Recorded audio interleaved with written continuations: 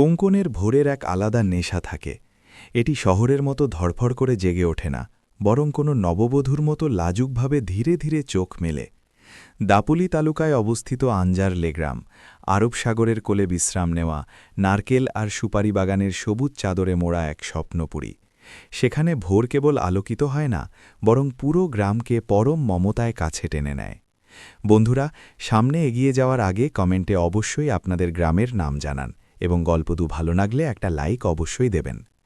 আজকের গল্পটি সম্পূর্ণ কাল্পনিক। এই গল্পের উদ্দেশ্য কারও অনুভূতিতে আঘাত করা নয়, বরং সমাজে ঘটা কিছু ঘটনার ওপর আলোকপাত করা এবং তা থেকে একটি ভালো শিক্ষা নেওয়া। ভাইবোনের সম্পর্ক তো পবিত্র হয়, কিন্তু লোভের কারণে তাতে কিভাবে ফাটল ধরতে পারে তা এই গল্পে তুলে ধরা হয়েছে। তাই গল্পটি কেবল বিনোদনের জন্যই দেখবেন। সূর্যোদয় হতে এখনও দেরি ছিল, কিন্তু আকাশের পূর্ব কোণে লালচে কমলা রঙের ছটা দেখা দিতে শুরু করেছে।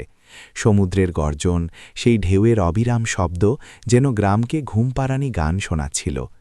বাতাসে একটা ভেজা শীতল ভাব ছিল, যা কোঙ্কনের মানুষের স্বভাবের মতোই আরামদায়ক এবং ভরসাযোগ্য। আশেপাশের পাহাড়ের চূড়ায় কুয়াশার সাদা চাদর বিছানো ছিল। তার ভেতর থেকে উকি দেওয়া নারকেল গাছের মাথাগুলো দেখে মনে হচ্ছিল যেন তারা মেঘের সাথে ফিসফিস করে কথা বলছে। এই শান্ত ঘুমন্ত গ্রামে একটি বাড়ি অবশ্য জেগেছিল, কেশবের বাড়ি, কেশব নিবাস। পুরনো ধাঁচের লাল পাথরের দেয়াল আর লাল টালির ছাদ, উঠোনে তুলসী মঞ্চ, পাশেই গরুর গোয়াল, আর বাড়ির পেছনের দিকে কেশবের ছোট কিন্তু অনেক কষ্টে গড়ে তোলা শ্রী গণেশ কাজু প্রক্রিয়া শিল্প। ঘড়িতে ভোর 4টে বেজেছিল। দূর থেকে কোথাও মোরগের ডাক শোনা যাচ্ছিল। কেশব গায়ের পুরনো কম্বলটা সরিয়ে ফেলল। ঠান্ডায় শরীরে একটু কাঁপুনি দিয়ে উঠল, কিন্তু সেদিকে খেয়াল করার সময় নেই। কেশবের বয়স ৩৫-৩৬-এর মতো। গায়ের রং শ্যামলা, যেন কোঙ্কনের মাটির মতোই, কিন্তু চোখে এক ধারালো চকমক। শরীর ছিপছিপে হলেও বাহুতে কঠোর পরিশ্রমের শক্তি। কেশব উঠল, মুখে জল দিল এবং বারান্দায় এলো। ঠান্ডা বাতাস গায়ে বিঁধছিল। সে চটজলদি স্নান সেরে নিল। গায়ে খাদির সাদা কুর্তা আর নিচে হাফ প্যান্ট পরল। কপালে চন্দনের টিপ লাগাল এবং ঠাকুর ঘরে গেল। দেয়ালে ঝোলানো গণপতির ছবির সামনে সে হাত জোড় করল। মাপ্পা, আজকের দিনটা যেন ভালো যায়। অনেক কাজ আছে, শক্তি দিও। আর আজ দিদি আর জামাইবাবুরা আসছে, সব যেন ঠিকঠাক হয়, কাউকে যেন কমতি না হয়। এইটুকু সহজ কিন্তু মন থেকে প্রার্থনা করে কেশব পেছনের দরজা দিয়ে বেরিয়ে গেল। তার বাড়ির সাথেই লাগোয়া তার ছোট কারখানা, শ্রী গণেশ কাজু প্রসেসিং ইউনিট। টিনের শেডে তৈরি তার এই ছোট সংসার। সে শাটার খুলল। ভোরের নিস্তব্ধতায় সেই শব্দ কর্কশ শোনাল। ভেতরে ঢুকতেই কাঁচা কাজু আর কয়লার এক মিশ্র গন্ধ নাকে এলো। আজ কাজের চাপ বেশি। কালই কাজু বাদামের বড় গাড়ি এসেছে এবং অর্ডারগুলো সময়ের মধ্যে পূর্ণ করতে হবে। কেশব কয়লার ভাটি জ্বালাল। তার ধোঁয়া আঁকাবাঁকা হয়ে টালির ফাঁক দিয়ে বেরিয়ে গেল। সেই ধোঁয়া কোঙ্কনের ভোরের বিশেষ সুগন্ধ নিয়ে এলো। জল ফুটতে শুরু করল। কেশব কাজু বাদামের বস্তা নিজের কাঁধে তুলে নিল। ৫০ কেজির সেই বস্তা তোলার সময় তার কপালে শিরা ফুলে উঠল। সে সেই বস্তা ফুটন্ত জলে খালি করল। ছড়র রর করে শব্দ হল, আর বাষ্পের কুণ্ডলি বেরিয়ে এলো। কেশব ঘামে ভিজ গিয়েছিল। এই কাজ সহজ ছিল না। কাজুর ফুটন্ত আঠা গায়ে ছিটকে পড়লে চামড়া পুড়ে যায়, পোড়া দাগ হয়ে যায়। কেশবের হাতগুলো দেখলে বোঝা যায় কালো হয়ে গেছে, আঠায় ভরা। কিন্তু এই হাতগুলোই তার পরিবারের স্তম্ভ। বাষ্পে কাজু সেদ্ধ হতে হতে কেশবের মন অতীতে চলে গেল। 10 বছর আগের কথা। কেশব তখন পুনেতে ইঞ্জিনিয়ারিংয়ের শেষ বর্ষে ছিল। চোখে বড় স্বপ্ন ছিল। পুনে বা মুম্বাইতে বড় চাকরি করবে, সুন্দর ফ্ল্যাট কিনবে, গাড়ি কিনবে। মধ্যবিত্ত ছেলের যেমন স্বপ্ন থাকে। তার বাবা সদাশিবরাও তখন এই কাজুর কাজই করতেন, কিন্তু খুব ছোট স্তরে। তাদের জান প্রাণ ছিল কেশব। আমার ছেলে ইঞ্জিনিয়ার হবে, সাহেব হবে, এ কথা বলতে বলতে বাবার ছাতি ৫৬ ইঞ্চি হয়ে যেত।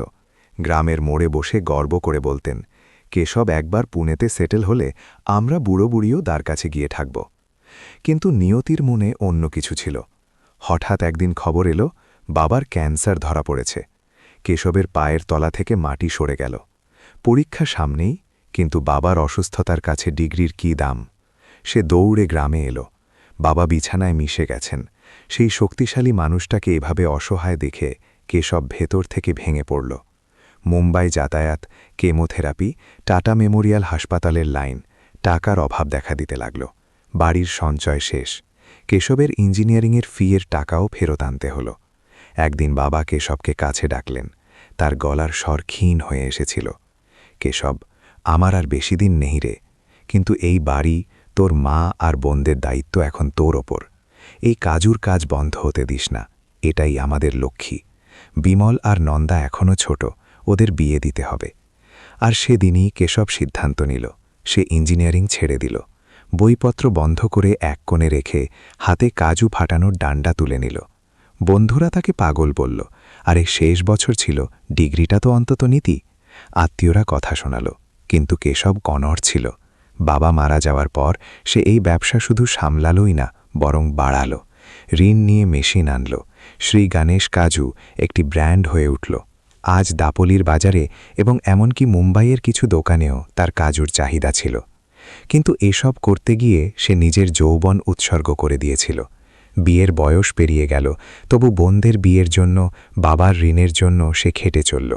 বিমলের বিয়ে মুম্বাইতে দিয়ে দিল, নন্দার পুনেতে। যৌতুক, গয়না, কাপড় চোপড় কোনো কিছুতে কমতি রাখেনি। আর যখন নিজের বিয়ে হল, তখন সে সুমিত্রার মতো সোনার টুকরো বউ পেল। সে তার অর্ধেক কষ্টের ভার নিজের কাঁধে তুলে নিল। ওগো চা নিন। কতক্ষণ ধরে ভাটি সামনে দাঁড়িয়ে আছেন? সুমিত্রার গলায় কেশবের ঘোর ভাঙল। সে পেছনে ফিরে তাকাল। দরজায় সুমিত্রা দাঁড়িয়ে, হাতে ধোঁয়া ওঠা চায়ের কাপ আর মুখে ভোরের স্নিগ্ধ হাসি। তার পরনে সবুজ শাড়ি, কপালে বড় সিঁদুর টিপ আর নাকে নোত। কেশব ক্ষণিকের জন্য তার দিকে তাকিয়ে রইল। কেশব হাতে লাগা কালো আঠা একটা ন্যাকড়ায় মুছল আর চায়ের কাপ নিল। উঠে পড়েছ? আর একটু ঘুমাতে পারতে তো, কাল রাতে দেরি হয়েছিল তোমার, চাল বাজছিলে। সুমিত্রা হাসল। আপনি এখানে ভোর 4টে উঠে ভাটিতে খাটছেন আর আমি ওখানে ঘুমাবো? এটা কি আমাকে মানায়? আর আজ বিমল দিদি আর নন্দা দিদি আসছেন না? তাদের অভ্যর্থনার আয়োজন করতে হবে না? কেশবের মুখে এক অন্যরকম আনন্দ ছড়িয়ে পড়ল। হ্যাঁ গো, কতদিন পর ওরা আসছে। বিয়ের পরেই প্রথমবার জামাইবাবুদের নিয়ে আসছে। কোনো কমতি যেন না থাকে। হ্যাঁ, আপনি চিন্তা করবেন না, আমি সব ঠিক করেছি। সুমিত্রা উৎসাহর সাথে বলল। বিমল দিদির তো চালের রুটি খুব পছন্দ, তাই না? চাল ভিজিয়ে রেখেছি রাতেই, এখন চালের রুটি বানাতে নেব। আর নন্দা দিদির জন্য কাঁঠালের তরকারি করব। কাল বাজার থেকে কচি কাঁঠাল, যাকে আমরা কুঁইরি বলি, সেটা এনে রেখেছি। সোলকড়ি তো থাকছেই। কেশব চায়ে চুমুক দিল। আদার ঝাল আর চিনির মিষ্টি জিভে ছড়িয়ে পড়ল। সুমে, তুমি আছো বলেই এটাকে ঘর মনে হয় গো, নইলে মায়ের অসুস্থতা আর আমার এই কারখানা, আমি একা হয়ে যেতাম। সুমিত্রা চোখ বড় বড় করল। কি যাতা বলছেন? আমি আপনার অর্ধাঙ্গিনী, সুখ হোক বা দুঃখ অর্ধেক ভাগ তো আমারই, তাই না? দুজনেই ক্ষণিকের জন্য চুপ হয়ে গেল। শুধু চায়ে চুমুক দেওয়ার শব্দ আর বাইরে ভাটিতে কাঠের চরচর শব্দ। আগামীকাল বাবার মৃত্যুবার্ষিকী, বছর শ্রাদ্ধ। কোঙ্কনে পূর্বপুরুষদের কাজের খুব গুরুত্ব থাকে, কিন্তু তার চেয়েও বেশি কেশবের টান ছিল তার বোনদের প্রতি। আচ্ছা সুমে, একটা কথা জিজ্ঞেস করব? কেশব চায়ের খালি কাপটা পাশে রাখতে রাখতে জিজ্ঞেস করল। তার গলার স্বর একটু নিচু হয়ে এলো। জিজ্ঞেস করুন না, সে বলল। ওরা দুজনেই এখন শহরে থাকে, বড় বড় বাড়ি, গাড়ি, চাকর বাকর। তাদের কি আমাদের এই পুরনো বাড়িতে, এই গ্রামে ভালো লাগবে গো? আমাদের জামাইবাবুরা, সদাশিব রাও আর প্রকাশ রাও, ওরা তো বড় ব্যবসায়ী। তাদের কি আমাদের এই সাধারণ চালচলন, এই সাধারণ জীবন পছন্দ হবে? কেশবের গলার অনিশ্চয়তা, একটা হীনম্মন্যতা সুমিত্রা অনুভব করল। সে ভালোবেসে তার হাতটা নিজের হাতে নিল। সেই হাতটা ছিল খসখসে, পরিশ্রমে শক্ত হয়ে যাওয়া। ওগো, ওরা তো আপনার নিজের বোন, এই মাটিরই মেয়ে, এই বাড়িতেই বড় হয়েছে। শহরে গেছে বলে কি রক্তের সম্পর্ক বদলে যাবে? তাদের নিশ্চয়ই ভালো লাগবে। আর জামাইবাবুরাও বুঝতার মানুষ। আপনি শুধু শুধু চিন্তা করবেন না। আমরা আমাদের সাধ্যমতো যতটা ভালো করা যায় করব। ভালোবাসাটাই আসল, টাকার বড়াই নয়। কেশব মাথা নাড়ল, কিন্তু তার মনের ধুকপুকানি কমুল্ল না। তার মনে পড়ছিল বিমল গতবার ফোনে কথা বলার সময় সহজভাবেই বলেছিল, দাদা, ওই আঞ্জাল্লের বাড়িতে এখন খুব ভ্যাবসা লাগে রে, এসিও নেই, তোর ওখানে থাকব কি করে আমরা? তখন কেশব হেসে উড়িয়ে দিয়েছিল, কিন্তু শব্দগুলো তার বুকে বিঁধেছিল। আজ সে ইচ্ছে করেই বাড়িটা পরিষ্কার পরিচ্ছন্ন করিয়েছিল। দেয়ালে নতুন চুনকাম করেছিল, উঠোনে গোবর ছড়া দিয়েছিল, তুলসী মঞ্চে নতুন রং করেছিল, এমনকি কুয়োর পাড়ে শ্যাওলাও ঘষে তুলেছিল। কোথাও তার মনে এক ভাইয়ের সেই চিরন্তন ভয় ছিল, বোনের যেন শ্বশুর বাড়িতে ছোট হতে না হয়, বাপের বাড়ির সম্মান যেন কম না হয়। ওগো, আমি বাজার থেকে ঘুরে আসি, তাজা পপলেট আর সুরমাই মাছ নিয়ে আসি দুপুরের খাবারের জন্য, সুমিত্রা বলল। না, তুমি ঘরে থাকো, মাকে দেখো, আমি যাচ্ছি বাজারে। আমাকে এমনিতেই মাছওয়ালারা চেনে, ভালো তাজা মাছ দেবে, কেশব বলল। আচ্ছা, কিন্তু তাড়াতাড়ি আসবেন, জামাইবাবুদের গরম গরম নাস্তা দিতে হবে। কেশব সায় দিল, সে ভাটি নেভালো। কাজু এখন সেদ্ধ হয়ে গেছে। সে সাবধানে গরম ঝুড়িটা বাইরে বের করল এবং কাজুগুলো দাওয়ায় ছড়িয়ে দিল। বাষ্পের কুণ্ডলী আবার বাতাসে মিলিয়ে গেল। বাইরে এখন সম্পূর্ণ আলো ফুটেছে। আঞ্জারলের সমুদ্র আর মোড়া ভেঙে জেগে উঠেছে। নাবের গাছে খাদ দিয়ে সোনালি রোদ মাটিতে নেমে এসেছে। গ্রামের মন্দিরগুলো জেগে উঠেছে, ঘণ্টার ধ্বনি শোনা যাচ্ছে। কোকিলের কুহুকুহু আর সমুদ্রের গর্জন মিলে এক সুরলহরী তৈরি হয়েছে। কেশব সাইকেল বের করল, তার সেই পুরনো অ্যাটলাস সাইকেল। হ্যান্ডেলে বাজারের থলি ঝোলালো এবং বাজারের দিকে রওনা হল। পথে রামু কাকার সাথে দেখা। কে কেশব রাও, আজ খুব তাড়াহুড়ো মনে হচ্ছে, এত সকালে বাজারে? হ্যাঁ কাকা, বাবার বাৎসরিক শ্রাদ্ধ, বোনেরা অতিথিরা আসছে। কেশব সাইকেলের গতি না করলেই উত্তর, তেলনায় একটা গর্ব ছিল। আরে বাহ, ভালো হলো, অনেকদিন পর ঘরটা ভরবে তোমাদের। রখমাবাইয়েরও ভালো লাগবে মেয়েদের দেখে। যা, তাড়াতাড়ি যা, ভালো বড় মাছ নিস। কেশব হেসে এগিয়ে গেল। দাপলির রাস্তা আঁকাবাঁকা, দুপাশে লাল মাটি আর সবুজ গাছ। বাতাসের ঝাপটা কেশবের ঘরমাক্ত শরীরকে আরাম দিচ্ছিল। তার মনে এখন শুধু বোনদের অভ্যর্থনার চিন্তা। তার কল্পনাতেও ছিল না যে রাস্তা দিয়ে সে আনন্দের সাথে মাছ আনতে যাচ্ছে, সেই রাস্তা দিয়েই আশায় আসতে চলেছে। কেশব মাছ নিয়ে ঘরে ফিরল। দুপুর 12টা বেজে গেছে। কোঙ্কনের রোদ এখন মাথার ওপর। সমুদ্রের গর্জন কমে এসেছে এবং বাতাসে ভ্যাপসা গরম। নারকেল গাছের পাতাগুলোও রোদে নেতিয়ে পড়েছে। কেশব দরজাতেই দাঁড়িয়েছিল, তার চোখ রাস্তার দিকে। এমন সময় দূরে ধুলো উড়িয়ে একটি বড় সাদা ইনোভা গাড়ি আসতে দেখা গেল। কোঙ্কনের সরু আর আঁকাবাঁকা রাস্তার অনুপাতে গাড়ির গতি ছিল বেমানান। গাড়িটি কেশবের বাড়ির সামনে এসে কষে ব্রেক কষে থামল। ব্রেকের শব্দ আর ওরা লাল ধুলোয় উঠোনের দুপুরে স্তব্ধতা ভেঙে গেল। কেশবের মুখে এক বড় মন ভোলানো হাসি ফুটে উঠল। সে দৌড়েই গাড়ির কাছে গেল। সুমে, সুমে, দেখ অতিথিরা এসেছে। সে পেছনে ফিরে স্ত্রীকে ডাকল। ড্রাইভার নেমে পেছনের দরজা খুলে দিল। ভেতর থেকে বিমল আর নন্দা নামল। তাদের পেছনে সদাশিব আর প্রকাশ নামল। কেশব এগিয়ে গেল। এসো এসো দিদি, জামাইবাবু এসো, সকাল থেকে কত পথ চেয়ে আছি আমরা, কেশব উৎসাহের সাথে বলল। সে সদাশিব আর প্রকাশের পায়ে হাত দিয়ে প্রণাম করতে নিচু হল। সদাশিবও চপ করে পা সরিয়ে নিল, যেন কেশবের স্পর্শ লাগলে তার কিছু একটা হয়ে যাবে। সে নাকের উপর থেকে কালো গগলসটা কপালে তুলল এবং আশেপাশে চোখ বোলাল। তাদের পরনে ব্র্যান্ডেড টি শার্ট আর জিন্স, গলায় সোনার মোটা চেন আর হাতে সোনার ব্রেসলেট দুপুরের রোদে চকচক করছিল। আরে কেশব, কি রাস্তা তোমাদের এগুলো, পুরো কোমর ভেঙে গেল। গাড়িতে বসে পিঠের 12টা বেজে গেল। হাইওয়ে কবে হবে তোমাদের? সদাশিব কেশবের দিকে না তাকিয়েই অভিযোগ করল। কেশব লজ্জিত হল। হ্যাঁ জামাইবাবু, কাজ চলছে, কোঙ্কন রেলের কাজটা হয়ে গেলে সহজ হবে। কিন্তু আসুন, ভেতরে আসুন, খুব রোদ। বিমল আর নন্দা গাড়ি থেকে নেমেছিল, কিন্তু তাদের দেখে কেশব ক্ষণিকের জন্য চিনতেই পারেনি। দুজনেই চড়া রঙের সিল্কের শাড়ি পরেছে, গলায় কানে হাতে প্রচুর সোনা। বিমলের হাতের চুড়ির শব্দ আর নন্দার শাড়ির ফ্যাশনেবল আঁচল দেখে কেশব একটু থতমত খেয়ে গেল। দাদা, কি রোদ রে এখানে, আর এই ধুলো দেখ না, আমার শাড়িটা নষ্ট হয়ে গেল। বিমল শাড়ির আঁচল ঝাড়তে থাকতে বলল। তার গলায় কোঙ্কনি নিষ্ঠতার বদলে শহুরে রুক্ষতা ছিল। কেশব এগিয়ে গিয়ে দুজনের পায়ে পড়ার চেষ্টা করল। দিদি প্রণাম। বিমল তার কাঁধ ধরে থামিয়ে দিল। আরে ব্যাস ব্যাস, এখন কি আর ছোট আছি নাকি আমরা? চল ভেতরে চল। এসি গাড়ি থেকে নামলাম আর সরাসরি রোদে প্রাণটা বেরিয়ে যাচ্ছে আমার। কেশবের হাতটা মাঝপথেই রয়ে গেল। তার বুকে একটা সূক্ষ্ম দাথা লাগল। ছোটবেলায় এই হাতগুলোই রাখি বাঁধার জন্য এগিয়ে আসত, আজ সেই হাতগুলোই পায়ে পড়তে দিল না। সবাই ঘরে এলো। ঘরের বারান্দায় ছায়া ছিল, তাই একটু আরাম লাগছিল। কিন্তু সদাশিব রাওয়ের নজর ঘুরছিল ঘরের ছাদের দিকে, পুরনো কাঠের থামগুলোর দিকে আর মেঝের দিকে। কেশব রাও? সদাশিব এদিক ওদিক দেখতে দেখতে উপহাসের সুরে জিজ্ঞেস করল। তোমরা এখনও এই পুরনো টালির ঘরই রেখে দিয়েছ? গ্রামের লোকেরা সব বাংলো বানাচ্ছে, আরসিসি স্ল্যাব বসাচ্ছে, আর তোমরা এখনও এই টিন আর টালির নিচে? কেশব মাথা নিচু করে বলল, জামাইবাবু, এটা বাবার ঘর, তার স্মৃতি জড়িয়ে আছে এতে। আর টালির ঘরে গরমকালে ঠান্ডা থাকে তো, প্রকৃতির সাথে মানিয়ে থাকার মজাই আলাদা। প্রকাশ হেসে সদাশিবের দিকে তাকালো। আরে ঠান্ডা কিসের, এসি লাগাতে হয়, এখন যুগ বদলেছে কেশব, এই সেকেলে ঘর দেখে লোকে কি বলবে? মুম্বাইতে আমাদের সোসাইটির ওয়াচম্যানের কেবিনও এর চেয়ে ভালো থাকে। তারা দুজনে উচ্চস্বরে হাসল। কেশবের মনে রাগ হল, কিন্তু সে তা গিলে ফেলল। অতিথি তারা, জামাইবাবু হয়, এই ভেবে সে চুপ করে রইল। এমন সময় সুমিত্রা রান্নাঘর থেকে বেরিয়ে এলো।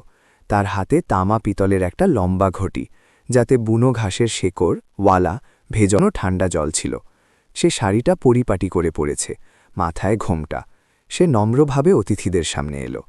আসুন জামাইবাবু, দিদি জল নিন, ওয়ালা ভেজানো জল, একদম ঠান্ডা। সুমিত্রা হেসে বলল। নন্দা সেই ঘটিটার দিকে তাকালো এবং নাক কুচকাল। ও মা সুমিত্রা, এটা কি? সুমিত্রা বিভ্রান্ত হল। কি হলো দিদি?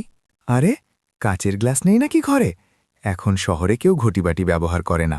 স্টিল বা কাঁচই ভালো। এই পিতল মাজতে কত সময় যায়, আর এটে জল খেতে কেমন যেন লাগে, একদম গেয়েও মনে হয়। নন্দা কথার তুবড়ি ছোটাল। সুমিত্রার মুখটা ছোট হয়ে গেল। না দিদি, ওটা কলসির জল তো, বেশিক্ষণ ঠান্ডা থাকে, তাই এতে এনেছিলাম। আমাদের তো অভ্যাস আছে, আমি কাচের গ্লাস আনছি। থাক, এখন যখন এনেছিস দে। বিমল অবজ্ঞার সাথে ঘটিটা তুলল এবং মুখে না লাগিয়ে ওপর থেকে জল খেল। জল খাওয়ার সময় একটু শাড়িতে পড়ল। দেখ, তোর জন্য শাড়িতে দাগ পড়ে গেল। বিমল সুমিত্রার ওপর খেকিয়ে উঠল। সুমিত্রার চোখে জল এসে গেল। সরি দিদি, আমি মুছে দিচ্ছি। না না, তুই হাত লাগাস না। বিমল তাকে থামিয়ে দিল। কেশবের এটা সহ্য হল না। দিদি, ও তো ভালোবেসে জল নিয়ে এসেছিল। আর আমাদের কোঙ্কনে ঘটিতে জল খাওয়া তো একটা সংস্কৃতি, তাই না? এতে গিয়েওমি কিসের? কেশব ধীরে ধীরে বলল। দাদা, সংস্কৃতি ঠিক আছে, কিন্তু স্ট্যান্ডার্ডও তো মেইনটেইন করা উচিত না? আমাদের ছেলেমেয়েরা ইংলিশ মিডিয়ামে পড়ে, ওদের এসব খুব অদ্ভুত লাগে। নন্দা সমর্থন করল। কেশব চুপ করে গেল। সে বুঝতে পারল, এই বোনেরা আর সেই বোন নেই যারা এই ঘরেই এই ঘটিতেই জল খেত। আজ তাদের সেই ঘটি নিয়েই লজ্জা হচ্ছে। আচ্ছা, মা কোথায়? তার সাথে দেখা করে আসি। প্রকাশ প্রসঙ্গ পাল্টাল। ভেতরের ঘরে আসে, চলো। কেশব তাদের মায়ের ঘরের দিকে নিয়ে গেল। ঘরে ঢুকতেই ওষুধের, বামের এবং পুরনো কাপড়ের একটা মিশ্র গন্ধ নাকে এলো। যে কোনো অসুস্থ মানুষের ঘরে এই গন্ধ থাকেই, কিন্তু সদাশিব আর প্রকাশ নাকে রুমাল দিল। বাপরে, কত কড়া গন্ধ এখানে! জানালাগুলো খোলা রাখো না কেন? সদাশিব নাক সিটকে বলল। রকমাবাই খাটে শুয়েছিলেন। ছেলেমেয়েদের গলার আওয়াজ শুনে তিনি কষ্টে চোখ খুললেন। তার পক্ষাঘাতগ্রস্ত হাতগুলোর একটু নড়াচড়া হল। বিমল, নন্দা, এসেছিস মা? রকমাবাইয়ের গলার স্বর কাঁপছিল। তিনি মমতায় হাত বাড়ালেন। কাছে আয়। বিমল আর নন্দা দরজাতেই দাঁড়িয়ে রইল। তারা খাটের কাছে গেল না। হ্যাঁ মা, এসেছি আমরা। কেমন আছিস এখন? বিমল দূর থেকেই জিজ্ঞেস করল, তার গলা শুকনো। ভালো আছি রে, তোদের পথ চেয়েছিলাম। কাছে আয় না একটু, প্রাণ ভরে দেখি তোদের, মা অনুনয় করে বললেন। নন্দা এক পা এগোল, কিন্তু সঙ্গে সঙ্গে পিছিয়ে এলো। সে সুমিত্রার দিকে রাগী চোখে তাকাল। মা, তুই আগে স্নান করেছিস? আর এই চাদর টাদর কবে পাল্টেছে? খুব গন্ধ তোর গায়ে। আমরা ফ্রেশ হয়ে এসেছি, আমাদের বমি আসছে এখন। রকমাবাইয়ের বাড়ানো হাতটা বাতাসেই রয়ে গেল।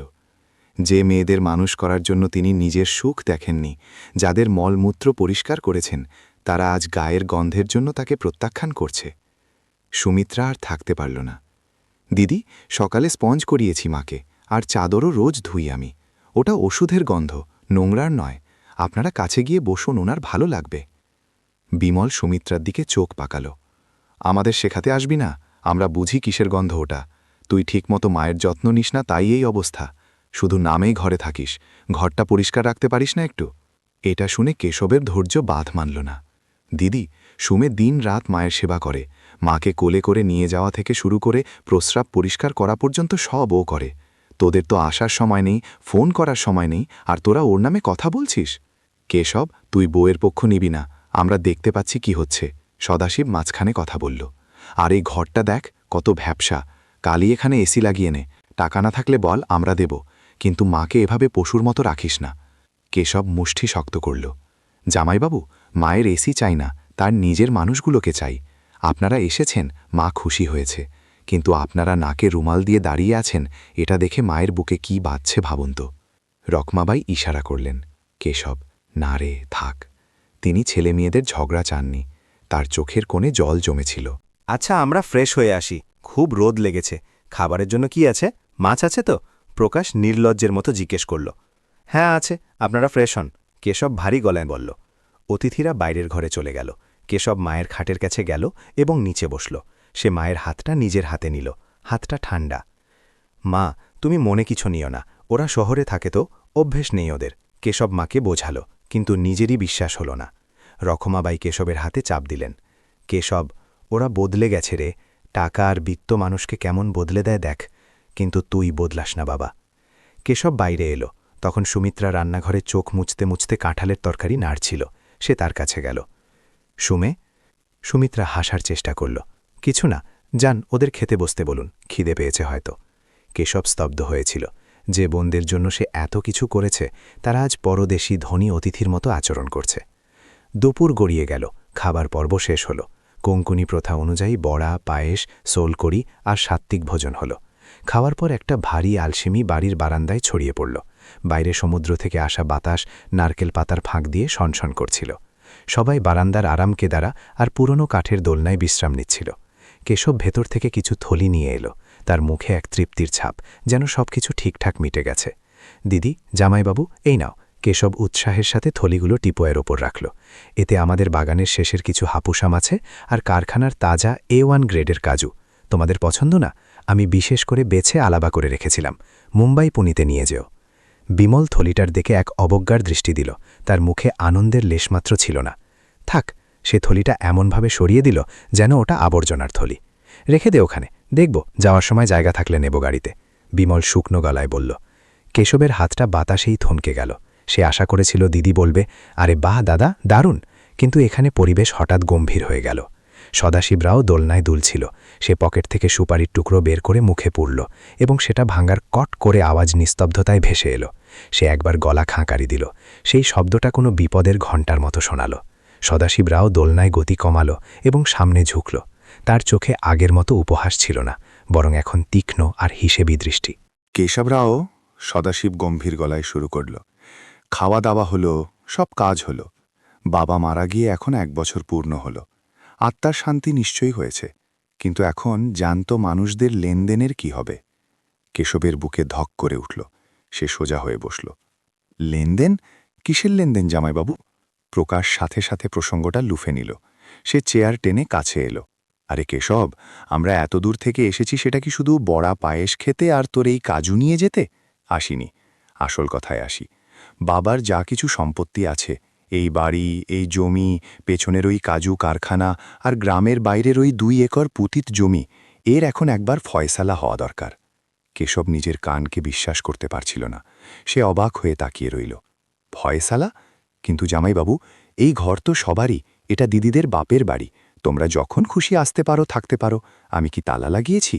নন্দা এবার মাঝখানে পড়ল। সে হাত ভাঁজ করে সোজা হয়ে বসল। দাদা, ইমোশনাল ডায়লগ মারিস না। আমাদের থাকার জন্য ঘর চাই না, আমাদের নিজেদের ভাগ চাই। আইনে মেয়েদের বাবার সম্পত্তিতে সমান অধিকার থাকে, এটা জানিস তো, নাকি কোঙ্কনে থেকে ভুলে গেছিস? কেশব হতাশ হয়ে সুমিত্রার দিকে তাকালো। সুমিত্রা আঁচল দিয়ে মুখ চেপে দরজায় দাঁড়িয়েছিল। দিদি, অধিকার আছে, আমি না করছি না, কিন্তু তোরা তো জানিস, এই জমি, এই কারখানা, এটাই তো আমাদের রুজি রুটির সম্বল। এর ওপরই আমার সংসার চলে, শ্রমিকদের বেতন হয়, মায়ের ওষুধ আসে। এসবের টুকরো করলে চলবে কিভাবে? কারখানার 3 টুকরো কিভাবে করব? কেশব অনুনয় করে জিজ্ঞেস করল। সদাশিব ব্যঙ্গ করে হেসে বলল, টুকরোকে চাইছে কেশবরাও? আমাদের জমিতে বা ওই কারখানার টিনের শেডে কোনো ইন্টারেস্ট নেই। আমাদের নগদ টাকা চাই, ক্যাশ। টাকা? কেশবের গলা কেঁপে উঠল। হ্যাঁ, আমরা আঞ্জারলে আর দাপলির বর্তমান মার্কেট রেট বের করেছি। সদাশিব আঙুলে হিসেব কষতে শুরু করল। সমুদ্র সৈকত কাছে, তাই দাম বেড়েছে। সেই হিসেবে বিমলের 50 লাখ আর নন্দার 50 লাখ, এই মোট 1 কোটি টাকা তোকে আমাদের দিতে হবে। তাহলে তুই এই ঘর রাখ বা ওই কারখানা জ্বালিয়ে দে, আমাদের দেখার বিষয় না। 50 লাখ। কেশবের মাথা ঘুরছিল। তার মনে হলো সে অজ্ঞান হয়ে যাবে। জামাইবাবু, কি বলছেন আপনারা? 50 লাখ? আরে 50,000 টাকাও আমার ব্যাংকে নেই এখন। আমার ব্যবসা ছোট, মাসে কোনো মতে সংসার খরচ আর মেশিনের কিস্তি চলে। এত টাকা আমি কোত্থেকে আনব? আমার জীবন বিক্রি করলেও তো এত টাকা হবে না। তাহলে জমি বিক্রি কর। প্রকাশ ধমক দিয়ে টেবিলে হাত চাপড়াল। তোর কাছে টাকা না থাকলে জমি বিক্রি করে দে। এখানে অনেক বিল্ডার আছে যারা হোটেলের জন্য জায়গা খুঁজছে। সুন্দর রিসর্ট হবে এখানে। তুই তোর টাকা পাবি আর আমরা আমাদের ভাগ পেয়ে মুক্ত হব। কেশব শিউরে উঠল। সে কাঁপতে লাগল। বিক্রি করবে? বাবার রক্ত জল করে দাঁড় করানো এই কারখানা বিক্রি করবে? এই পৈতৃক ভিটা, যেখানে তার জন্ম, যেখানে বাবার শ্বাস মিশে আছে তা বিক্রি করবে? জামাইবাবু, এমন করবেন না। আমরা রাস্তায় এসে দাঁড়াব। মাকে নিয়ে আমি কোথায় যাব? এই কারখানা বন্ধ হলে শ্রমিকদের পেটে লাথি পড়বে। কেশব চেয়ার থেকে নিচে নামল। সে হাত জোর করে সরতে সরতে সদাশিবের পায়ের কাছে গেল। তার চোখে জল। দিদি, বিমল দিদি, তোর পায়ে পড়ি। কেশবের গলা কান্নায় বুঝে এলো। এমন করিস না গো, আমি তোদের টাকা মারব না, কিন্তু 1 কোটি কোত্থেকে আনব? যেমন যেমন লাভ হবে আমি অল্প অল্প করে দেব, কিন্তু ঘর আর কারখানা বিক্রি করার জেদ ধরিস না। আমার উপর দয়া কর। বিমল নিজের পা সরিয়ে নিল, যেন কেশবের স্পর্শে তার গা ঘিন ঘিন করছে। তার চেহারায় বিন্দুমাত্র দয়া দেখা গেল না। আস্তে আস্তে মানে কবে? আমরা বুড়ো হওয়ার পর? দাদা, একটু প্র্যাকটিক্যাল হ। আমাদের এখন দরকার। মুম্বাইতে আমরা 3 BHK ফ্ল্যাটের বুকিং করেছি, তার কিস্তি দিতে হবে। নন্দাও সুর মেলাল। আর পুনেতে আমাকে আমার বুটিক শুরু করতে হবে। কেশব, তুই নিজের কথা ভাবছিস, আমাদের নয়। তুই ইঞ্জিনিয়ারিং ছেড়েছিস, সেটা তোর সিদ্ধান্ত ছিল। তার জন্য আমরা কেন থামব? আমাদের টাকা আমাদের এখনই চাই। কেশবের বাঁধ ভেঙে গেল। তার গাল বেয়ে জল গড়িয়ে পড়তে লাগল। সে মাটিতে মাথা ঠেঠিয়ে বলল, দিদি, আমি পড়াশোনায় ইতি টেনেছি কার জন্য? তোদের বিয়ের জন্য, বাবার চিকিৎসার জন্য। তখন কি তোরা একবারও ভেবেছিলি আমার কি হবে? তখন এই অধিকার কোথায় ছিল? আর আজ ফ্ল্যাটের জন্য তোরা নিজের ভাইকে ঘরছাড়া করতে চাইছিস? সদাশিব চেয়ার থেকে ছিটকে উঠল। তার ছায়া কেশবের ওপর পড়ল। কেশব, বেশি আওয়াজ করিস না, কোনো উপকার করিসনি। তুই ছেলে, বাবার আর বোনের দেখাশোনা করা তোর কর্তব্য ছিল। ইমোশনাল ব্ল্যাকমেল করবি না, সোজাসুজি বলছি। সদাশিব কেশবের কাঁধ ধরে ঝাঁকালো। 8 দিন, মাত্র 8 দিন সময় দিচ্ছি তোকে। 8 দিন, হয় 50 লাখ টাকা টেবিলের ওপর রাখ, নয়তো জমির সদা কর। আর যদি এই দুটোর কোনোটাই না হয়, তবে 9ম দিনে কোর্টের নোটিশ তোর দরজায় থাকবে। তখন তোর এই শ্রী গণেশ কাজু কারখানা আর এই ঘর সব নিলামে উঠবে, আর নিলামের দামও পাবি না, মনে রাখিস। কেশব স্তব্ধ হয়ে গেল। তার হাত পা অবশ হয়ে এলো। রক্তের সম্পর্কে এতটা বিষ, এতটা রুক্ষতা থাকতে পারে তা তার কল্পনাতেও ছিল না।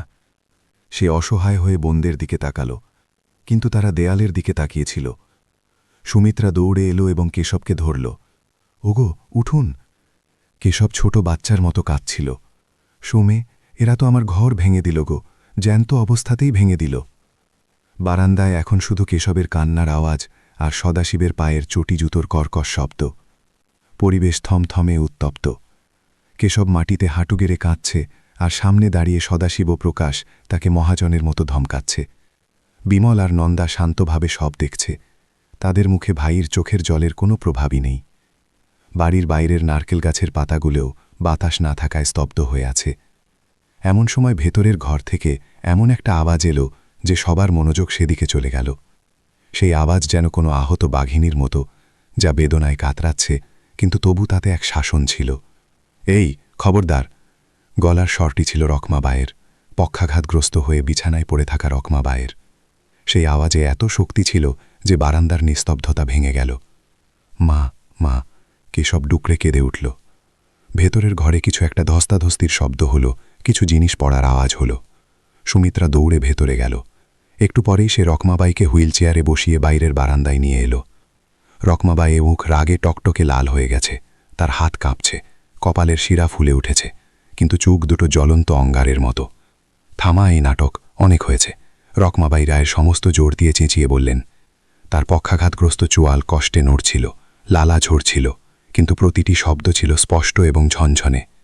সদাশিবাদ ওকাশ একটু পিছিয়ে গেল। বিমল আর নন্দাও চমকে উঠল। মাকে এত আক্রমণাত্মক তারা কখনো দেখেনি। রকমাবাই হুইল চেয়ার ঘুরিয়ে সবার দিকে এক তীক্ষ্ণ দৃষ্টি দিলেন। আগে সদাশিবের দিকে, তারপর প্রকাশের দিকে, আর শেষে নিজের পেটের মেয়েদের দিকে। কি শুরু করেছিস তোরা? বাবার শ্রাদ্ধ হতে না হতেই মাংস খুবলে খেতে শুরু করেছিস? তার গলা ধরে এলো। আমার ছেলেকে রাস্তায় আনার কথা বলছিস? লজ্জা করে না তোদের? আমি মরে যাইনি এখনো, বেঁচে আছি। বিমল চোখ ঘোরাল। সে এখন সতর্ক হয়ে গেছে। মা, তুই মাঝখানে কথা বলবি না, এটা আমাদের হকের ব্যাপার। আমরা কি ভিক্ষা চাইছি নাকি? বাবার রোজগার চাইছি, অধিকার। রকমাবাই কুৎসিত হাসি হেসে জিজ্ঞেস করলেন, কিসের অধিকার রে? যে বাবা তোকে মানুষ করল, তার অসুস্থতায় একবারও এসে দেখেছিস?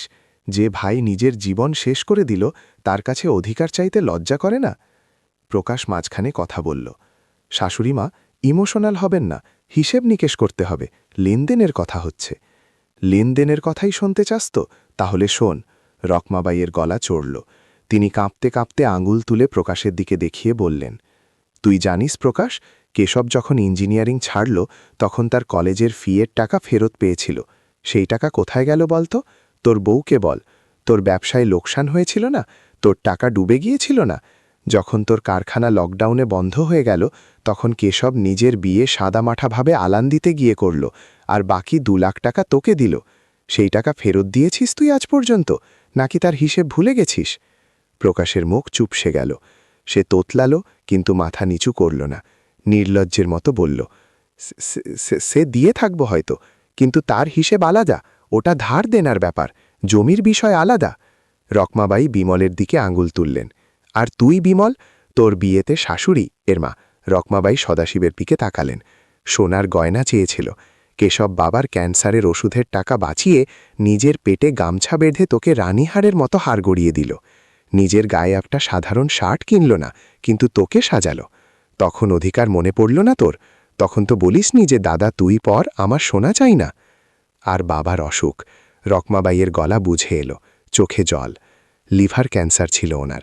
কেমোথেরাপি, ওষুধ, অপারেশন, মুম্বাইয়ের হাসপাতাল, জলের মতো টাকা গেছে। কেশব জমির একটা বড় টুকরো, যেটা আমাদের ফলের বাগান ছিল, সেটা তখনই বিক্রি করেছে। ঋণ নিয়েছে। তোরা কি দুজনে একবারও হাসপাতালে এসেছিলি? টাকা তো দূর, একটা আপেল নিয়েও কি দেখতে এসেছিলি? তখন কোথায় গিয়েছিল তোদের অধিকার? সদাশিব ব্যঙ্গ করে বলল, তখন আমি বিজি ছিলাম, আর জমির টুকরো বিক্রি করেছে, তার টাকা কোথায় গেল? কেশবই খেয়েছে হয়তো, আমরা কি জানি? কেশব মাথা তুলে তাকালো। জামাইবাবু, ঈশ্বরের দিব্যি 1 টাকাও নেইনি আমি, সব হাসপাতালে গেছে। ডাক্তারের বিল আছে আমার কাছে, আপনারা দেখতে পারেন। ব্যাস কর এখন, বিমল চিৎকার করে মাকে থামালো। সে কানে হাত দিল। মা, তুই পুরনো কাসুন্দি ঘাটিস না। কেশব ছেলে, এটা তার কর্তব্যই ছিল। বাবা আর মায়ের দেখাশোনা করা ছেলেরই কাজ, মেয়েরা তো পরগৃহে যায়। সে আমার উপর কি এমন উপকার করেছে? রখমাবাই যেন ধাক্কা খেলেন। নিজের পেটের সন্তান এমন কথা বলল? তিনি অবসরে হুইলচেয়ারে পেছনে হেলান দিলেন। কর্তব্য ঠিক আছে, রখমাবাই ভাঙা গলায় বললেন। তাহলে এখন অধিকার চাওয়ার যোগ্যতাও তোমাদের নেই। যে কর্তব্য পালন করেছে, অধিকারও তারই পাওয়া উচিত। এটাই প্রকৃতির নিয়ম। নন্দা ঝটপট উত্তর দিল, সেসব আমরা মানি না, আমরা আইন মানি। আর আইন বলে মেয়েদের বাবার সম্পত্তিতে সমান ভাগ মেলে, আর সেটা আমরা নেবই। সদাশিব ঘড়িতে দেখল, দেখুন আমাদের সময় নষ্ট হচ্ছে। কেশবরাও শুনুন, মায়ের এই বকবক আর আপনার এই কান্নাকাটির নাটক আমাদের চাই না, আমাদের রেজাল্ট চাই। সদাশিব কেশবের একদম কাছে গেল। তার ছায়া কেশবের উপর পড়ল। সে আঙুল উঁচিয়ে ধমকাল, কেশবরাও ভালো করে শোনো, 8 দিন, মাত্র 8 দিন সময় দিচ্ছি তোমাকে। 8 দিনে হয় 50 লাখ টাকা টেবিলে রাখো, নয়তো এই জমি আর বাড়ির সওদা করো। আর যদি দুটোই না হয়, তবে 9ম দিনে কোর্টের নোটিশ তোমার দরজায় থাকবে। প্রকাশও হুমকি দিল, আর মনে রাখিস কেশব, আমরা বউদের নামে কেস করব, মহিলা কমিশনের কাছে যাব, তোকে আর তোর বুড়ি মাকে জেলের ভাত খাওয়াবো। তখন দেখব তোর এই শ্রাবণ কুমার ভাব আর তোর আত্মসম্মান কোথায় যায়। চলো। সদাশিব হুকুম দিল। 4 জনেই রাগে ঘুরল। বিমল আর নন্দা যাওয়ার সময় একবারও মায়ের দিকে তাকাল না, বা কেশবের চোখের জল মুছল না। তারা হনহনিয়ে বেরিয়ে গেল। তাদের পায়জামা আর শাড়ির খসখস শব্দ কর্কশ মনে হল। গাড়ির দরজা ধরাম করে বন্ধ হল, ইঞ্জিনের শব্দ হল, এবং সেই ইনোভা গাড়ি ধুলো উড়িয়ে দ্রুত বেগে চলে গেল। পেছনে পড়ে রইল শুধু শ্মশানের নিস্তব্ধতা আর কেশবের ফোপানোর শব্দ। কেশব ওখানেই বারান্দার থামে হেলান দিয়ে বসে পড়ল। তার হাত পা অবশ হয়ে গিয়েছিল। সে শূন্য দৃষ্টিতে তাকিয়ে রইল। ওগো, সুমিত্রা দৌড়ে তার কাছে এলো। সে তার মাথা নিজের বুকে জড়িয়ে ধরল। ওগো, শান্ত হন, কাঁদবেন না, সাহস হারাবেন না। কেশব সুমিত্রার দিকে তাকাল। তার চোখ রক্তের মতো লাল। সুমে, সব শেষ হয়ে গেল গো। বাবা যা আগলে রেখেছিলেন, আমি তা বাঁচাতে পারলাম না। আমার নিজের বোন, যাদের জন্য আমি রক্ত জল করলাম, তারা আজ আমার জীবন নিতে চাইছে। কিসের জন্য? টাকার জন্য। রক্তের চেয়ে কাগজের টুকরো বড় হয়ে গেল। হুইল চেয়ারে বসে থাকা রকমাবাইয়ের চোখ দিয়েও এখন জল পড়ছে। তার নিজের ওপরই রাগ হচ্ছিল যে তিনি কিছুই করতে পারছেন না। কেশব, কাঁদিস না আমার রাজা, তুই বাঘ, বাবার ছেলে তুই। আমরা লড়ব, এই ঘর গেলেও যাবে, কিন্তু আমাদের আত্মসম্মান বিক্রি করব না। সুমিত্রা আঁচল দিয়ে কেশবের চোখ মুছল। ওগো উঠুন, আমরা লড়ব। ঈশ্বর আছেন আমাদের সাথে, সত্য আমাদের পক্ষে। কোর্ট কাচারিকে ভয় পাব না। আমি আছি তো আপনার সাথে। আমার গয়না আছে, এখনও কিছু বাকি আছে। আমরা উকিল ধরব, কিন্তু হার মানব না। কেশব উঠল, কিন্তু তার পায়ে যেন জোর ছিল না। সূর্য অস্ত যাচ্ছে, আঞ্জারলের সমুদ্র তীরে অন্ধকার নামছে, কিন্তু কেশবের জীবনের আসল অন্ধকার আর সংগ্রাম তো এখন শুরু হলো। 15 দিন বাতাসের বেগে কেটে গেল। শ্রাবণ মাস শেষ হয়ে এলো, আর ভাদ্র মাসের আমেজ লাগল। পুরো কোঙ্কন এবং আঞ্জারলে গ্রামে গণপতির আগমনের তোড়জোড় শুরু হলো। ঘরে ঘরে সাফসাফানি, রং করা আর মণ্ডপ তৈরির কাজ জোর কদমে চলছে। কারো বাড়ি থেকে ঢোলকের আওয়াজ আসছে, তো কারো বাড়িতে করঞ্জি আর মদকের সুবাস। কিন্তু কেশবের কেশব নিবাসে যেন শ্মশানের নীরবতা, যেন বাড়িতে শোক চলছে। ভাটির ধোঁয়া আগের মতো উৎসাহে ওপরে উঠছিল না, এবং উঠোনের সেই তুলসী গাছটিও যেন ম্লান হয়ে গেছে। দুপুরের সময় কেশব বারান্দায় বসে কাজুর হিসেব নিকেশ করছিল, কিন্তু তার মন তাতে ছিল না। এমন সময় সাইকেলের ঘণ্টা বাজল। ট্রিং ট্রিং, ট্রিং ট্রিং। কেশব চমকে উঠল। সামনে পোস্টম্যান সাবান্ত কাকা সাইকেল লাগাচ্ছেন। এমনিতে হাসি খুশি সাবান্ত কাকার মুখটাও আজ গম্ভীর। কেশব, আছিস? কাকা ডাক দিলেন। কেশব বাইরে এলো। আসুন কাকা, কি হলো? সাবান্ত কাকা খাকি থলি থেকে একটা মোটা খয়েরি রঙের খাম বের করলেন। রেজিস্ট্রি চিঠি আছে রে, সই কর এখানে। কেশবের হাত সই করার সময় কাঁপল। এটা সাধারণ চিঠি ছিল না, উপরে উকিলের স্ট্যাম্প ছিল। সে সই করল এবং খামটা নিল। সাবান্ত কাকা কিছু না বলে শুধু কাঁধে হাত রেখে চলে গেলেন। চিঠিতে কি থাকতে পারে তার আন্দাজ কাকার ছিল। কেশব খাম ছিঁড়ল, ভেতরের আইনি ভাষার কাগজগুলোর ওপর চোখ বোলাল। দাপলি দেবানী আদালত, বিমল সদাশিব দেসাই এবং নন্দা প্রকাশ রানে বনাম কেশব সদাশিব পাটকর বাবার পৈতৃক সম্পত্তির ভাগ বাটোয়ারার জন্য মামলা দায়ের করেছে। কেশবের পায়ের তলার মাটি সরে গেল। কাগজের অক্ষরগুলো তার কাছে ঝাপসা মনে হতে লাগল। 8 দিনের সময়সীমা দেওয়া হয়েছিল, তা শেষ হয়েছে, আর এখন সত্যিই যুদ্ধ শুরু হলো। নিজের বোনেরা ভাইয়ের বুকে আঘাত করেছে। গ্রামে এই খবর দাবানলের মতো ছড়িয়ে পড়ল। সন্ধ্যায় গ্রামের মোড়ে আর যোশী হোটেলের মধ্যে চায়ের চুমুকের সাথে এই বিষয়টাই আলোচনা হচ্ছিল। রামু কাকা, যিনি কেশবের শুভাকাঙ্ক্ষী, দুঃখ করলেন। আহারে, কি দিন এলো দেখো, কলিযুগ একেই বলে। যে ভাই ওই মেয়েগুলোর জন্য নিজের জীবন জ্বালিয়ে দিল, সেই ভাইকেই ওরা কোর্টে টেনে নিয়ে গেল। এটা ঠিক হলো না। কিন্তু সেখানেই বসে থাকা পরশুরাম, যার কেশবের উন্নতিতে হিংসে ছিল, সে গোফের ফাঁকে হাসল। আরে কাকা, ঠিক আর ভুল কি? আইন তো সবার জন্য সমান, তাই না? আর এই কেশব খুব দেমাগ দেখাচ্ছিল। শ্রী গণেশ কাজু করে খুব চক্কর দিচ্ছিল। এখন বুঝবে কোর্টের বাতাস কেমন হয়। দেমাগ ভেঙেছে তার। আরে কিন্তু পর্ষা, বোন হয়ে এভাবে রাস্তায় নামানো কি শোভা পায়? একজন জিজ্ঞেস করল। শোভা পায় কি? টাকা কথা বলে সাহেব, টাকা। এখন দেখবি তার ঘর আর ফ্যাক্টরি নিলামে উঠবে, মজা হবে এখন। পরশুরাম চায়ের কাপ নিচে রাখল। তার মুখে এক বিকৃত আনন্দ ছিল। পরদিন সকালে কেশব এসটি বাস ধরে দাপলি গেল। দাপলির কোর্ট গিজগিজ করছিল। কালো কোট পরা উকিল, মক্কেলদের ভিড় আর কাগজপত্রের স্তূপ। কেশব সেখানে হারিয়ে যাওয়ার মতো দাঁড়িয়েছিল। সে খোঁজ নিয়ে একজন স্থানীয় উকিল অ্যাডভোকেট শিন্ডের সাথে দেখা করল। শিন্ডে সাহেব অভিজ্ঞ ছিলেন, কিন্তু তার কথায় সহানুভূতির চেয়ে বাস্তবতা বেশি ছিল। শিন্ডে সাহেব নোটিশ পড়লেন আর চশমা নাকে নামালেন। পার্টিশন স্যুট, ভাগ বাটোয়ারার মামলা। বোনেরা অংশ চেয়েছে। কেস মজবুত ওদের। হিন্দু উত্তরাধিকার আইনে ওরা সমান ভাগ পায়। কেশব তোতলাতে তোতলাতে জিজ্ঞেস করল, কিন্তু সাহেব, আমি লড়তে পারব তো? আমার ঘর বাঁচাতে পারব তো? লড়তে তো আমরা লড়বই, কিন্তু কেশবরাও, এগুলি দেওয়ানি মামলা, বছরের পর বছর চলে, তারিখ পে তারিখ। আর হ্যাঁ, আমার ফি বলে দিই, কেস ফাইল করতে আর চিঠির উত্তর দিতে শুরুতে 25,000 টাকা জমা করতে হবে, আর প্রত্যেক তারিখে 2,000 টাকা আলাদা। 25,000? কেশবের মুখ দিয়ে শব্দ বেরোল। হ্যাঁ, আর যদি কেস হাইকোর্টে যায় তবে খরচ বাড়বে। স্ট্যাম্প ডিউটি, কাগজপত্র, টাইপিং খরচ তো আছেই। হবে তো? উকিল সোজাসুজি জিজ্ঞেস করলেন। কেশব মাথা নিচু করল। ব্যাংকে সব সাকুল্যে 10-12,000 টাকা ছিল, তাও কাজু বীজের ব্যাপারীকে দিতে হতো। ঘরে ঘরে গণপতি আসবে, তার খরচ আলাদা। আমি দেখছি সাহেব, জানাবো আপনাকে, বলে কেশব বেরিয়ে এলো। বাসস্ট্যান্ডে বসে তার কান্না পেল। পকেটে ফুটো পয়সা নেই, আর সামনে আদালতের পাহাড় প্রমাণ খরচ। তার মনে হলো গিয়ে সমুদ্রে ঝাঁপ দিয়ে প্রাণটা দিয়ে দিই, কিন্তু তারপর মা আর সুমিত্রার মুখ চোখের সামনে ভেসে উঠল। রাত 10টা বেজেছে, কেশব খায়নি। সে বারান্দায় অন্ধকারে বসেছিল। সুমিত্রা দুবার ডাকল, কিন্তু সে সাড়া দিল না। শেষে সে বাইরে এলো। ওগো, এভাবে না খেয়ে বসে আছেন কেন? এসে দুটি খেয়ে নিন। কেশব মাথা নাড়ল। না সুমে, খাবার গলায় নামছে না। আজ উকিলের কাছে গিয়েছিলাম, 25,000 চাইল, শুধু শুরু করতে। আমাদের তো পরের মাসের রেশনের টাকাই নেই, কিভাবে লড়ব আমরা? কেশবের গলা ভেঙে আসছিল। আমার মনে হয় আমি হেরে গেছি। দিয়ে দিই সব ওদের, বিক্রি করে দিই। এই ঘর। সুমিত্রা শান্তভাবে শুনছিল। সে কোনো উত্তর দিল না। সে ভেতরের ঘরে গেল। আলমারির দরজা খোলা শব্দ হল। কিছুক্ষণ পর সে বাইরে এলো। তার হাতে একটি লাল মখমলের বাক্স। সে বাক্সটি কেশবের হাতে দিল। এটা কি? কেশব জিজ্ঞেস করল। সুমিত্রা বাক্স খুলল। তাতে তার বিয়ের রানীহার এবং দুটি মোটা সোনার বালা ছিল। অন্ধকারেও সোনার উজ্জ্বল্য লুকায়নি। এটা নিন, কাল স্যাকরার কাছে গিয়ে এটা ভাঙান। সুমিত্রার গলায় বিন্দুমাত্র কাঁপুনি ছিল না। কেশব চট করে হাত সরিয়ে নিল।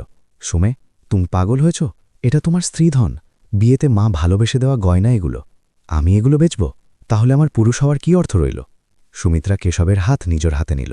তার চোখ ছলছল করছিল, কিন্তু দৃষ্টি ছিল স্থির। ওগো, গয়না কি আবার গড়া যাবে, কিন্তু এই ঘর আমার শাশুড়ি মায়ের, আপনার বাবার স্মৃতির। এই ভিটে কিকলে তবেই মানুষ টিকবে।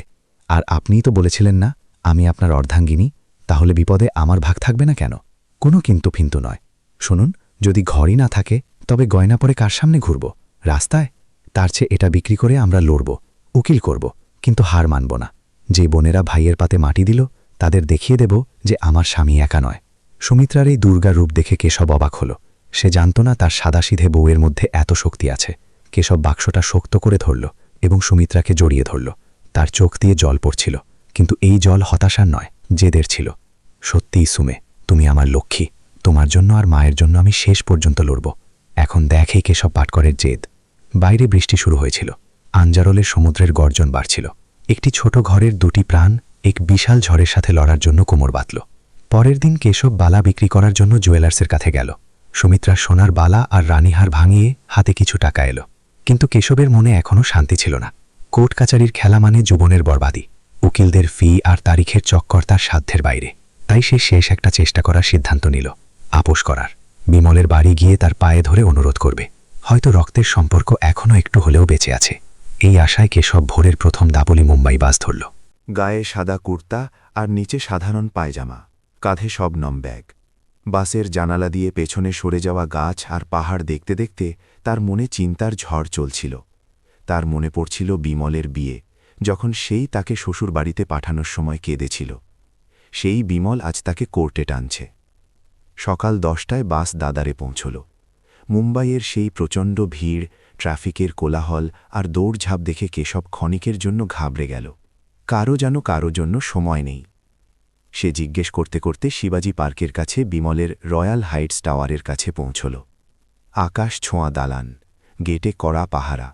কেশব গেট দিয়ে ভেতরে ঢোকার চেষ্টা করল, কিন্তু ইউনিফর্ম পরা ওয়াচম্যান তাকে আটকাল। কোথায় যাচ্ছ? কার কাছে? ওয়াচম্যান রুক্ষভাবে জিজ্ঞেস করল। কেশবের সাধারণ পোশাক দেখে তার মনে হয়েছে হয়তো কোনো মজুর বা শ্রমিক। কেশব নম্রভাবে উত্তর দিল, আজ্ঞে, আমাকে 6 তলায় সদাশিব দেশাই সাহেবের কাছে যেতে হবে। আমি ওনার শ্যালক। ওয়াচম্যান কেশবের পোশাক ওপর থেকে নিচ পর্যন্ত দেখল। শ্যালক তুই? চল নাম বল। কেশব নাম বলল। 5 মিনিট পর ওয়াচম্যান গেট খুলল এবং বলল, যা, লিফট দিয়ে ওপরে যা, 602 নম্বর। ওয়াচম্যানের মুখের সন্দেহ যায়নি। কেশব লিফটে পা রাখল। আয়নায় মোড়া লিফটে নিজের প্রতিবিম্ব দেখে সে নিজের দীনতার কথা বুঝতে পারল। দরজা খুলল। সামনে সদাশিব বা বিমল দাঁড়িয়েছিল না, বাড়ির কাজের লোক দাঁড়িয়েছিল। কে আপনি? বিমল ম্যাডাম ভেতরে আছেন, কিটি পার্টি চলছে ওনার, কাজের মাসি জানালো। কেশব চটি বাইরে খুলল এবং সংকুচিত হয়ে ভেতরে গেল। ঘরে ঢুকতেই এসির ঠান্ডা বাতাস গায়ে লাগল। হলে আলিশান সোফা সেট, ঝাড়বাতি এবং দেয়ালে দামি পেন্টিং। সেখানে 5-6 জন মহিলা দামি শাড়ি পরে গল্প করছিলেন। টেবিলে স্ন্যাক্স আর কোল্ড ড্রিঙ্কস সাজানো। বিমল কেশবকে দেখল। তার মুখের রং উবে গেল। সে চট করে উঠল এবং কেশবকে এক কোণায় নিয়ে গেল। তুই এখানে কি করছিস? আর এসব কি জামাকাপড় পরে এসেছিস? বলতিস ড্রাইভারকে পাঠাতাম না জামাকাপড় বদলাতে? বিমল নিচু গলায় কিন্তু রাগে জিজ্ঞেস করল। দিদি, আমার কাপড়ের কিছু যায় আসে না, আমার তোর সাথে কথা বলা দরকার। কেশব অনুনয় করল। আরে কিন্তু আমার কিটি পার্টি চলছে, আমার ফ্রেন্ডসরা আছে, তুই এভাবে এলি আমার ইজ্জত যাবে তো। বিমল লজ্জিত হয়ে বলল, তার এক বান্ধবী জিজ্ঞেস করল, বিমল কেও? গ্রামের কাজের লোক নাকি? গ্রাম থেকে আমটা মেনেছে নাকি? বিমল মুহূর্তের জন্য থতমত খেলল। সে সত্যি বলাটা এড়িয়ে গেল। হ্যাঁ হ্যাঁ, গ্রাম থেকে এসেছে, কাজের লোক। এটা শুনে কেশবের বুকে যেন ছুরি বিঁধল। যে ভাই তাকে কোলেপিঠে করে বড় করল, তাকে সে নিজের বান্ধবীদের সামনে চাকর বলল। তার চোখে জল এলো, কিন্তু সে তা সংবরণ করল। বিমল তাকে রান্নাঘরে বসাল। এখানে বস, আসছি। সে তাকে এক গ্লাস জলও জিজ্ঞেস করল না, চা তো দূরের কথা। সে বাইরে গিয়ে আবার গল্পে মেতে উঠল। তার হাসি ঠাট্টা শুনে কেশবের দমবন্ধ লাগছিল। ঘণ্টখানেক পর পার্টি শেষ হল। বান্ধবীরা যাওয়ার পর সদাশিব বেডরুম থেকে বের হল। সে অফিসে যাওয়ার জন্য তৈরি। টাই বাঁধতে বাঁধতে সে কেশবকে দেখল। আরে কেশব রাও, কি মনে করে? সোজা মুম্বাই? সদাশিব উপহাস করে জিজ্ঞেস করল। কেশব উঠে দাঁড়াল। সে সদাশিবের পা ধরল। জামাইবাবু, আপনার পায়ে পড়ি। আমি কোর্টের নোটিশ পেয়েছি, কিন্তু এমন করবেন না, ওই কারখানা সিল করবেন না। ওর ওপর আমার সংসারের আর 10 জন শ্রমিকের পেট চলে। ওটা বন্ধ হলে আমরা রাস্তায় আসব। কেশব কাঁদছিল। তার চোখের জল সদাশিবের পায়ে পড়ল। জামাইবাবু, আমি আপনাদের 50 লাখ দেব, কিন্তু আমাকে সময় দিন, কিস্তি করে দিন, কিন্তু নিলাম করবেন না, বাবার আত্মা কষ্ট পাবে। সদাশিব নিজের পা সরিয়ে নিল। সে রাগে কেশবের দিকে তাকাল। কেশব, এই ড্রামা বন্ধ কর। আমাদের তোর এই কান্নাকাটি শোনার নেই। আমাদের ক্যাশ চাই, তাও 1 লোকতে। তোর কিস্তি কি আমরা ওপরে নিয়ে যাব নাকি? বিমল সেখানে এলো।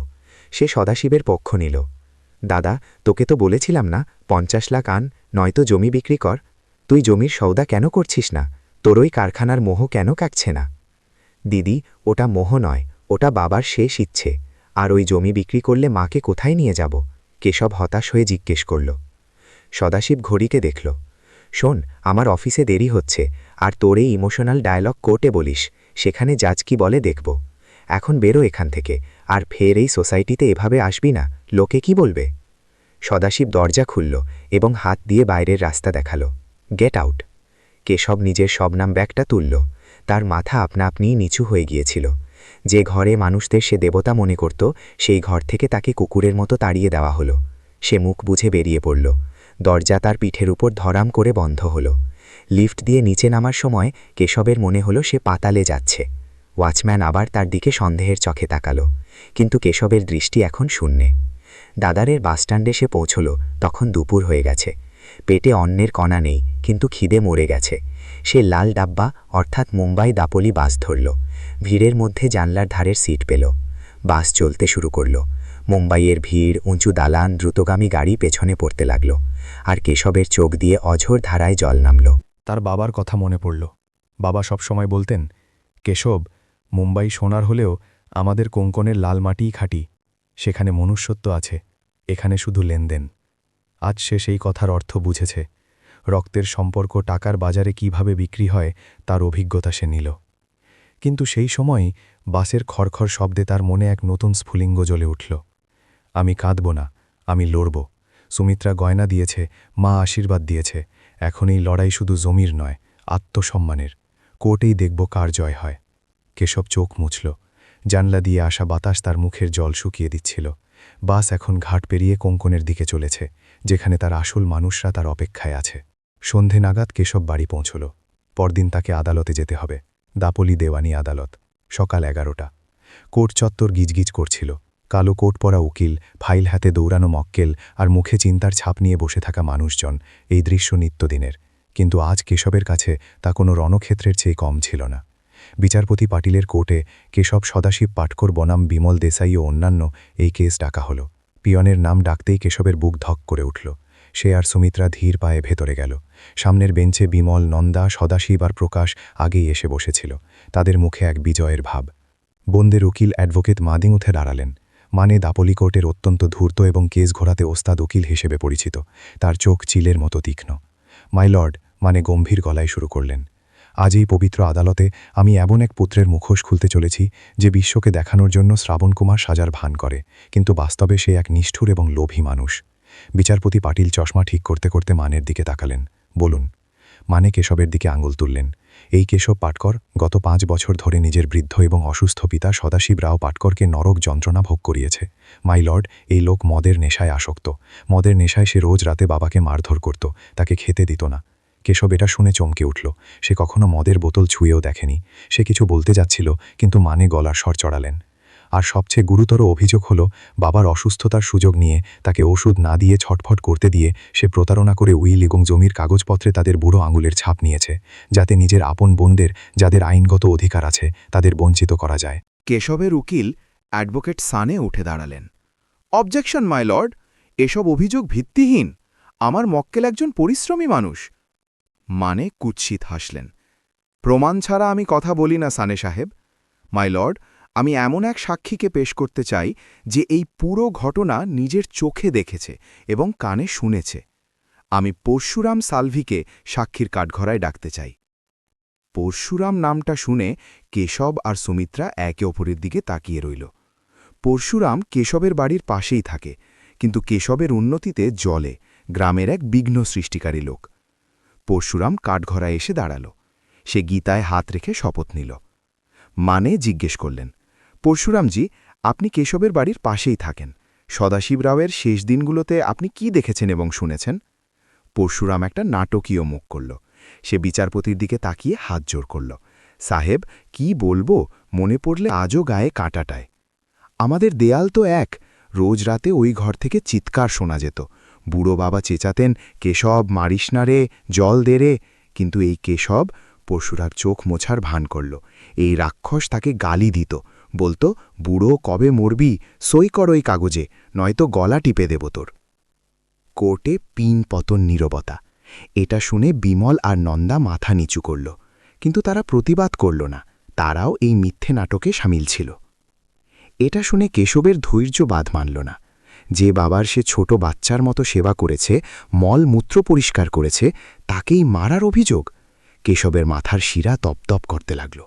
সে কাঠখড়ার রেলিং শক্ত করে ধরে চিৎকার করে উঠল, মিথ্যে কথা, ডাহা মিথ্যে কথা মাই লর্ড। এই লোক মিথ্যে বলছে। আমি আমার বাবাকে দেবতার মতো পুজো করেছি।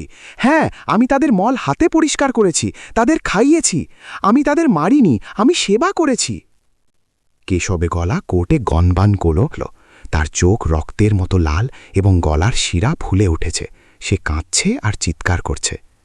বিচারপতি পাটিল হাতুড়ি জোরে ঠুকলেন। শান্ত, মিস্টার কেশব, এটা কোর্ট। এখানে চিৎকার চেঁচামেচি চলবে না। আপনি আপনার পক্ষ রাখার সুযোগ পাবেন, কিন্তু এখন শান্ত হয়ে বসুন, নয়তো আদালত অবমাননার দায়ে ব্যবস্থা নেওয়া হবে। এটা শেষ সতর্কবার্তা। কেশব হতাশ হয়ে নিচে বসে পড়ল। সুমিত্রার হাতও কাঁপছিল। পরশুরাম তার সাক্ষ্য চালিয়ে গেল। সাহেব, আমি অনেকবার দেখেছি কেশবের বোনেরা আসত, কিন্তু এ তাদের তাড়িয়ে দিত, বলতো, বাবার সব আমারই। ওই বেচারীরা কাঁদতে কাঁদতে ফিরে যেত। উকিল মানে পরশুরামের দিকে তাকিয়ে হাসলেন এবং বিচারপতির দিকে ফিরলেন। মাই লর্ড, একজন প্রতিবেশী কখনো মিথ্যে বলবে না। পরিস্থিতি পরিষ্কার। এই নিষ্ঠুর ছেলে বাবার অত্যাচার করে সম্পত্তি হাতিয়ে নিয়েছে। তাই আমার মক্কেল বিমল এবং নন্দাকে তাদের অধিকার এবং ক্ষতিপূরণ অবিলম্বে দেওয়া হোক। অ্যাডভোকেট সানে জেরা করার চেষ্টা করলেন, কিন্তু পরশুরাম পুরোপুরি তৈরি হয়ে এসেছিল। সে প্রতিটি প্রশ্নের উত্তর কেশবের বিরুদ্ধে দিল। বিচারপতি পাটিল দুই পক্ষের কথা শুনলেন। প্রমাণের শিকল বর্তমানে কেশবের বিরুদ্ধেই যাচ্ছিল। আদালতকে আরও কিছু নথিপত্র পরীক্ষা করতে হবে এবং সাক্ষীদের জবানবন্দি থেকে প্রাথমিকভাবে বাদীর পক্ষ জোরালো মনে হচ্ছে। পরবর্তী শুনানি 15 দিন পর হবে। তারিখ পড়ল। কোর্টের কাজ শেষ হল। লোকজন বেরোতে লাগল। সদাশিব আর প্রকাশ উকিল মানেকে হ্যান্ডশেক করছিল। বিমল আর নন্দা মুখে এক বড় তৃপ্তি নিয়ে বের হল। যাওয়ার সময় পরশুরামকে তারা চোখে ইশারা করল, যেন বলছে কাজ হয়ে গেছে। কেশব আদালতের বাইরের সিঁড়িতে এক কোনায় হতাশ হয়ে বসেছিল। তার শরীরের সব শক্তি যেন চলে গেছে। সুমিত্রা তার পাশে বসেছিল, কিন্তু কি বলবে ভেবে পাচ্ছিল না। কেশব 2 হাঁটুর মধ্যে মাথা গুজেছিল। সুমে, দেখলি, সত্য হারল আজ। যে গ্রামে আমি বড় হলাম, সেখানকারই মানুষ আমার পিঠে ছুরি মারল, আর আমার নিজের বোনরা, তারা চুপ করেছিল রে। তারা জানে আমি বাবাকে কতটা আগলেছি, তবুও তারা চুপ ছিল। কেশবের গলা আর্তনাদের মতো শোনাচ্ছিল। আমি ভেবেছিলাম কোর্টে বিচার পাওয়া যায়, কিন্তু এখানে তো সত্যের নিলাম হলো। এখন কি করব? ফাঁসি নেব? সুমিত্রা তার কাঁধ ধরল। ওগো, অমন কথা বলবেন না। এটা শুধু প্রথম লড়াই ছিল। যুদ্ধ এখনও শেষ হয়নি। ঈশ্বর দেখছেন না ওপর থেকে, বাবার আত্মা দেখছে। ওই পরশুরাও আর ওই বোনেরা, ওরা ওদের কর্মফল পাবে। উঠুন, আমরা বাড়ি যাই, মা অপেক্ষা করছে। কেশব উঠল। দাপলি কোর্টের সেই বিশাল দালানটার দিকে সে একবার তাকালো। ওই দালানটা এখন তার কাছে কোনো রাক্ষসের মতো মনে হচ্ছিল, যে গরিবের গ্রাস নিতে ওত পেতে আছে। সূর্য ডুবছে, কেশবের মনের অন্ধকার গাঢ় হচ্ছে। কিন্তু সে জানত না যে নিয়তি কখনো কখনো মানুষের সত্য পরীক্ষা নেয়, আর যখন সেই পরীক্ষা শেষ হয় তখন ফলাফলও ততটাই অপ্রত্যাশিত হয়। শ্রাবণ মাস শেষ হয়ে এলো। আজ নার্লি পূর্ণিমা, রাখি পূর্ণিমা। কোঙ্কনে এই উৎসবের অসামান্য গুরুত্ব। সমুদ্রতীরে দরিয়া রাজাকে সোনার নারকেল অর্পণ করে মৎস্যজীবী ভাইরা উৎসব শুরু করে। কিন্তু তার চেয়েও বেশি এই উৎসব ভাই বোনের অটুট ভালোবাসার, রক্ষাবন্ধনের। কেশব নিবাসে আজ অন্যবারের মতো ব্যস্ততা ছিল না। ভোর থেকেই এক উদাস নিস্তব্ধতা ছড়িয়েছিল। বৃষ্টির রিমঝিম শব্দ চলছিল, যেন প্রকৃতিও কেশবের মনের অবস্থার সাথে তাল মেলাচ্ছিল। কেশব অন্য দিনের চেয়ে তাড়াতাড়ি উঠেছিল। সে স্নান করল, সাদা কুর্তা আর পাজামা পরল, কপালে তিলক লাগাল। কিন্তু তার মুখে উৎসবের আনন্দ ছিল না, ছিল এক গভীর আশার প্রদীপ। তার মনে হচ্ছিল, আজ তো আসবে, বাকি কিছু না হোক, রাখি বাঁধতে তো আসবে। উৎসব আজ, রক্তের সম্পর্ক ভাঙবে না। সে উঠোনে তুলসীর সামনে প্রদীপ জ্বালাল, তারপর বারান্দার কাঠের দোলনায় গিয়ে বসল। তার নজর রাস্তার দিকে। সুমিত্রা রান্না করছিল। সে নারকেল ভাত আর পায়েস রেঁধেছে। সে জানত কেউ আসবে না, কিন্তু স্বামীর মন যাতে না ভাঙে তাই সব আয়োজন করেছে। সে থালায় হলুদ সিঁদুর, চাল আর বরণডালা সাজিয়ে রেখেছে। সকাল 9টা বাজল, 10টা, 11টা। রাস্তা দিয়ে আসা যাওয়া গাড়ির শব্দ শোনা যাচ্ছিল। প্রতিটি গাড়ি থামলেই কেশব ধর্মর করে উঠছিল। এলো নাকি বলে বিড়বিড় করত, কিন্তু গাড়ি চলে যেত। কেশবের ছেলে মেয়ে, পরী আর অর্ণব কোণ থেকে সব দেখছিল। তারা বুঝতে পারছিল না বাবা আজ এত অস্থির কেন। অন্য সময় উৎসবের দিনে বাবা তাদের কাঁধে নিয়ে ঘোরাত, বাজি ফাটাত। আজ তিনি কারো সাথে কথা বলছেন না। দুপুর 12টা বাজল। কেশবের আশা এখন নিপতে শুরু করেছে। সে দোলনা থেকে উঠল এবং থামে হেলান দিয়ে দাঁড়াল। তার চোখে জল। সে নিজের কবজির দিকে তাকাল। সেটা খালি। যে হাত দিয়ে সে বোনদের রক্ষা করেছে, যে হাত দিয়ে তাদের সংসারের ভিত্তি গড়েছে, সেই হাত আজ উৎসবের দিনেও ফাঁকা। সুমে, কেশবের গলা কাঁপল। ওরা আসবে না গো, সব শেষ। টাকার কাছে সম্পর্ক হার মানল। এখন রাখিরও আর দাম রইল না। সুমিত্রা বাইরে এলো, তার হাতে জলের খুঁটি। সে কিছু বলতে যাবে, এমন সময় পরী আর অর্ণব দৌড়ে ভেতরের ঘরে গেল। একটু পরেই ধরাম করে কিছু ভাঙার শব্দ হলো। কেশব আর সুমিত্রা চমকে উঠল। কি হলো? পরী আর অর্ণব বাইরে এলো। তাদের হাতে ভাঙা মাটির পিগি ব্যাংকের টুকরো আর জমানো সব খুচরো পয়সা তারা আঁচলে আর হাতে জড়ো করেছে। 5-10 টাকার নোট, 1-2 টাকার কয়েন। বাচ্চা দুটো কেশবের কাছে এলো। অর্ণব তার কচি হাতে সেই সব কয়েন আর নোট কেশবের হাতে রাখল। পরী তার পকেট থেকে বাকি পয়সা বের করল। বাবা? পরী কেশবের হাত ধরল। তার বড় বড় চোখ কেশবের চোখে প্রশ্ন রাখছিল। বাবা, তুমি সকালে কাঁদছিলে না পিসি আসছে না বলে? কেশব স্তব্ধ হয়ে গেল, তার মুখে কথা সরল না। বাবা, অর্ণব নিষ্পাপভাবে জিজ্ঞেস করল, পিসি টাকা চায় তাই আসছে না, তাই না? মা বলছিল রাতে, এই দেখো, এগুলো আমাদের টিফিনের পয়সা, আমরা সাইকেল কিনব বলে জমিয়েছিলাম, এই সব টাকা তুমি পিসিকে দিয়ে দাও। পরী এগিয়ে গিয়ে কেশবের গালের জল মুছল। হ্যাঁ বাবা, আমাদের সাইকেল চাই না, তুমি এই টাকা পিসিকে দাও, আর ওকে বলো, পিসি এই টাকা নে, কিন্তু প্লিজ আয় আর বাবাকে রাখি বাঁধ, বাবার খালি হাত ভালো দেখায় না। এটা শুনে কেশবের বুক ফেটে গেল। যে বোনেরা আপন হয়েও শত্রু হয়েছে, তাদের ভালোবাসার জন্য এইটুকু বাচ্চারা নিজেদের স্বপ্নের সাইকেল ত্যাগ করছে। তাদের সেই সরলতা, সেই ত্যাগ দেখে কেশবের বাঁধন আর টিকল না। সে হাঁটু গেড়ে বসল এবং 2 বাচ্চাকে বুকে জড়িয়ে ধরে ডুকরে কেঁদে উঠল। না রে বাবারা, তোদের টাকা চাই না আমার, তোরাই আমার আসল সম্পদ। সুমিত্রার চোখ দিয়েও জল পড়ছিল। সেও নিচে বসল এবং 4 জন একে অপরকে জড়িয়ে ধরল। সেই বারান্দায় বৃষ্টির ঝাপটার মাঝে এক বাবার দুঃখ আর সন্তানদের ভালোবাসা একাকার হয়ে গেল। কেশব চোখ মুছল। অর্ণব আর পরীর মুখ হাত দিয়ে পরিষ্কার করল। তার চোখে এখন আগের সেই অসহায়তা ছিল না, ছিল এক অন্যরকম দ্যুতি, এক সংকল্প। সে উঠে দাঁড়াল। সে বাচ্চাদের টাকা ফেরত তাদের হাতে দিল। বাবারা, এই টাকা তোমরাই রাখো, সাইকেল কিনতে হবে না তোমাদের? আমরা কিনব সাইকেল, আর বড় সাইকেল কিনব। সুমিত্রা অবাক হয়ে জিজ্ঞেস করল, ওগো? কেশব সুমিত্রার দিকে তাকিয়ে দৃঢ়ভাবে বলল, সুমে, এতক্ষণ আমি কাঁদছিলাম বোনদের মনে করে, কিন্তু এখন কাঁদলাম আমার বাচ্চাদের ভালোবাসায়। আমি ভেবেছিলাম আমি হেরে গেছি, একা হয়ে গেছি, কিন্তু না, আমার বাচ্চারা আমার পাশে আছে, তুমি আছো। এখন এই লড়াই আমি শুধু ঘরের জন্য নয়, এই বাচ্চাদের ভবিষ্যতের জন্য লড়ব। তাদের মনে বাবার যে আদর্শ আছে তা ভাঙতে দেব না। কেশব আকাশের দিকে তাকালো, মেঘ ঘনিয়ে এসছে।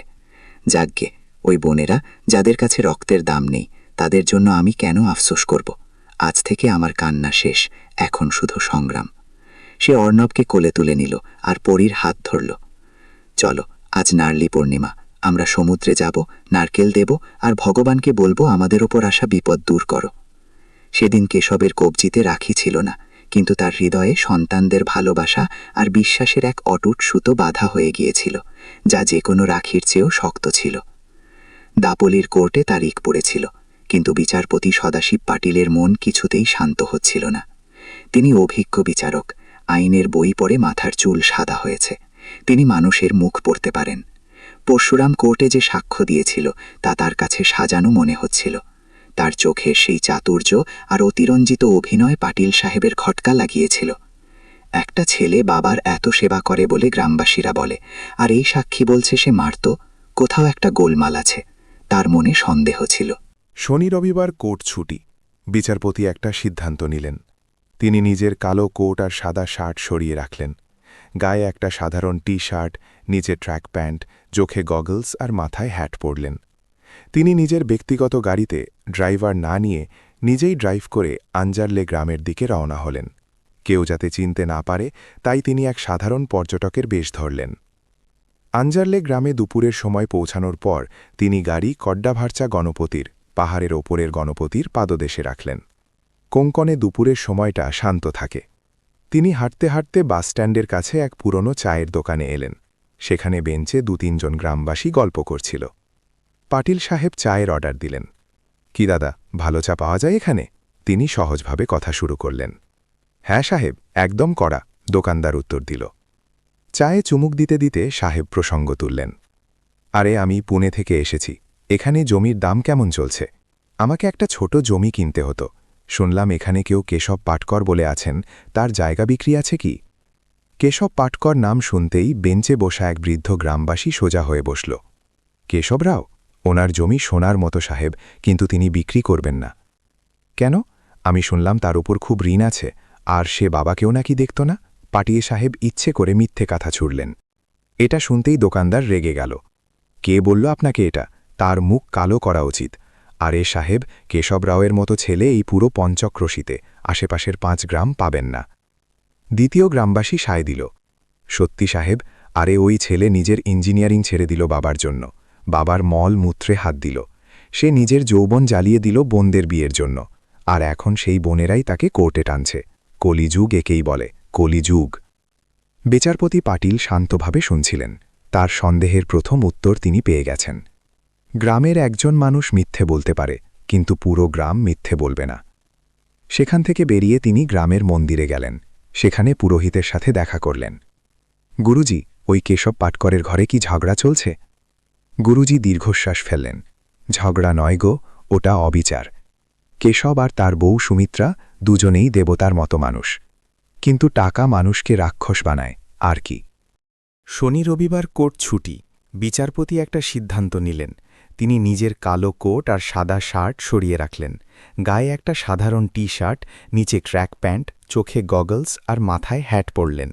তিনি নিজের ব্যক্তিগত গাড়িতে ড্রাইভার না নিয়ে নিজেই ড্রাইভ করে আঞ্জারলে গ্রামের দিকে রওনা হলেন। কেউ যাতে চিনতে না পারে তাই তিনি এক সাধারণ পর্যটকের বেশ ধরলেন। আঞ্জারলে গ্রামে দুপুরের সময় পৌঁছানোর পর তিনি গাড়ি কোড্ডাভারচা গণপতি, পাহাড়ের ওপরের গণপতি পাদদেশে রাখলেন। কোঙ্কনে দুপুরের সময়টা শান্ত থাকে। তিনি হাঁটতে হাঁটতে বাসস্ট্যান্ডের কাছে এক পুরনো চায়ের দোকানে এলেন।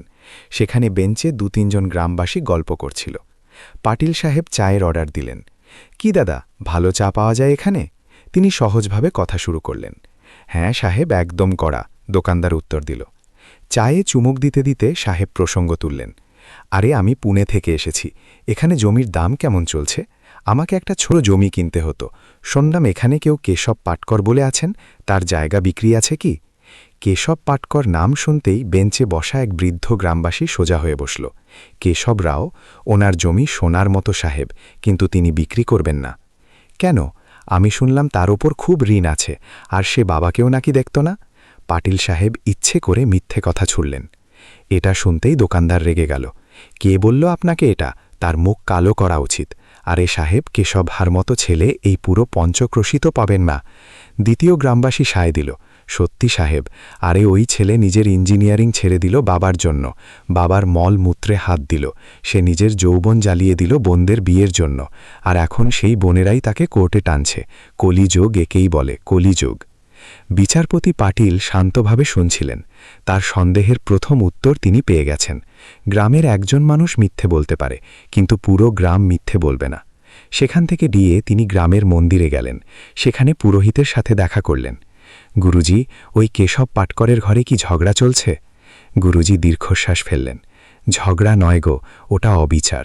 কেশব আর তার বউ সুমিত্রা দুজনেই দেবতার মতো মানুষ, কিন্তু টাকা মানুষকে রাক্ষস বানায়, আর কি। সত্য পরিস্থিতি বোঝার পর পাটিল সাহেবের কৌতূহল বাড়ল। তিনি সেই ঘর নিজের চোখে দেখতে চাইলেন। তিনি জিজ্ঞেস করতে করতে কেশব নিবাসের পেছনের দিকে এলেন। বাড়ির চারপাশে বেড়া ছিল, কিন্তু একটা গাছের আড়াল থেকে উঠোনের দৃশ্য স্পষ্ট দেখা যাচ্ছিল। দুপুরের খাবারের সময় উঠোনে ছায়া পড়েছে। বিচারপতি পাটিল যে দৃশ্য দেখলেন তা দেখে তার চোখের গগলস আপনা আপনি নিচে নেমে এল। উঠোনে এক খাটিয়ার উপর পক্ষাঘাতগ্রস্ত বৃদ্ধা রখমাবাই বসেছিলেন। কেশব তার পাশে একটা টুলে বসেছিল। তার হাতে ভাতের থালা। কেশব ভাতের একটা গ্রাস মাখছিল, তাতে ডাল আর ঘি দিচ্ছিল। তারপর সেই গ্রাস মুখের কাছে নিয়ে নিজে ফুঁ দিয়ে ঠান্ডা করছিল এবং তারপর মায়ের মুখে তুলে দিচ্ছিল। মা, নে খা। আজ তোর পছন্দের সজনে ডাঁটা রেঁধেছে সুমে। ঝাল হয়নি, খা। কেশব ছোট শিশুকে খাওয়ানোর মতো মাকে খাওয়াচ্ছিল। মায়ের পক্ষাঘাতগ্রস্ত মুখ বেঁকে যাচ্ছিল। ভাত খাবার সময় অন্নকণা নিচে পড়ছিল, কিন্তু কেশবের তাতে ঘেন্না লাগছিল না। সে নিজের হাতে তার মুখ মুছিয়ে দিচ্ছিল। অন্য পাশে সুমিত্রা বসেছিল। সে শাশুড়ির ফোলা পা নিজের কোলে নিয়ে তেল দিয়ে মালিশ করছিল। মা, আজ কি পা বেশি ব্যথা করছে? আমি গরম জলে সেক দেব? সুমিত্রা মমতায় জিজ্ঞেস করছিল। রখমাবাই কিছু বলতে পারছিলেন না, কিন্তু তার চোখ দিয়ে যে জল পড়ছিল তা তৃপ্তির ছিল। তিনি তার অবশ হাত দিয়ে কেশবের মাথায় হাত রাখার চেষ্টা করছিলেন। এই দৃশ্য দেখে বিচারপতি পাটিল স্তব্ধ হয়ে গেলেন। তার গায়ে কাঁটা দিল। কোর্টে যে ছেলেকে বাবাকে মারধর করা মদ্যপ প্রমাণ করা হচ্ছিল, সে এখানে মায়ের পুজো করছে। আর যে পুত্রবধূকে কাঁচের গ্লাস ব্যবহার করতে পারে না বলে অপমান করা হয়েছিল, সে শাশুড়ির পা টিপছে। বিচারপতি পাটিলের চোখে জল এলো। তিনি পকেট থেকে রুমাল বের করলেন এবং চোখ মুছলেন। আইনের বইয়ে যা পাওয়া যায় না, সেই সত্য আজ আমি এই লাল মাটিতে পেলাম। তিনি মনে মনে বললেন। তার ইচ্ছে হলো কেশবকে গিয়ে বলেন, ভয় পেও না, বিচার নিশ্চয়ই পাবে। কিন্তু তা তার পদে শোভা পায় না। একজন বিচারক ব্যক্তিগতভাবে মক্কেলের সাথে দেখা করতে পারেন না। তিনি শেষ একবার সেই মন্দিরের মতো ঘরটির দিকে তাকালেন। কেশব তখনও মাকে খাওয়াচ্ছিল, আর মা তার দিকে চোখ ভরে তাকাচ্ছিলেন। বিচারপতি পাটিল সেখান থেকে ধীর পায়ে পেছনে ফিরলেন। কাউকে টের পেতে না দিয়ে তিনি নিজের গাড়ির কাছে এলেন। গাড়িতে বসার সময় তার মুখে এক অন্যরকম তৃপ্তি ছিল। তিনি স্টিয়ারিংয়ে হাত রাখলেন। মিস্টার মানে, উকিল আর ওই বোনেরা, এখন তোমাদের কোর্টে দেখে নেব। মিথ্যে বলে তোমরা আইনের চোখে ধুলো দিতে পারো, কিন্তু সত্যকে হারাতে পারো না। পরের তারিখে যে রায় বের হবে, তা শুধু রায় হবে না, তা হবে ন্যায়। গাড়ি স্টার্ট হলো এবং বিচারপতি পাটিল দাপলির দিকে রওনা হলেন। এখন তার মনে কোনো বিভ্রান্তি ছিল না। রায় ঠিক হয়ে গেছে, শুধু তা ঘোষণা করার সময় আসার অপেক্ষা। আর সেই দিন এখন আসন্ন। দাপলি দেওয়ানি আদালত। দুপুর ৩টে বেজেছে। কোর্টরুম ঠাসাঠাসি ভিড়। আজ চূড়ান্ত রায়।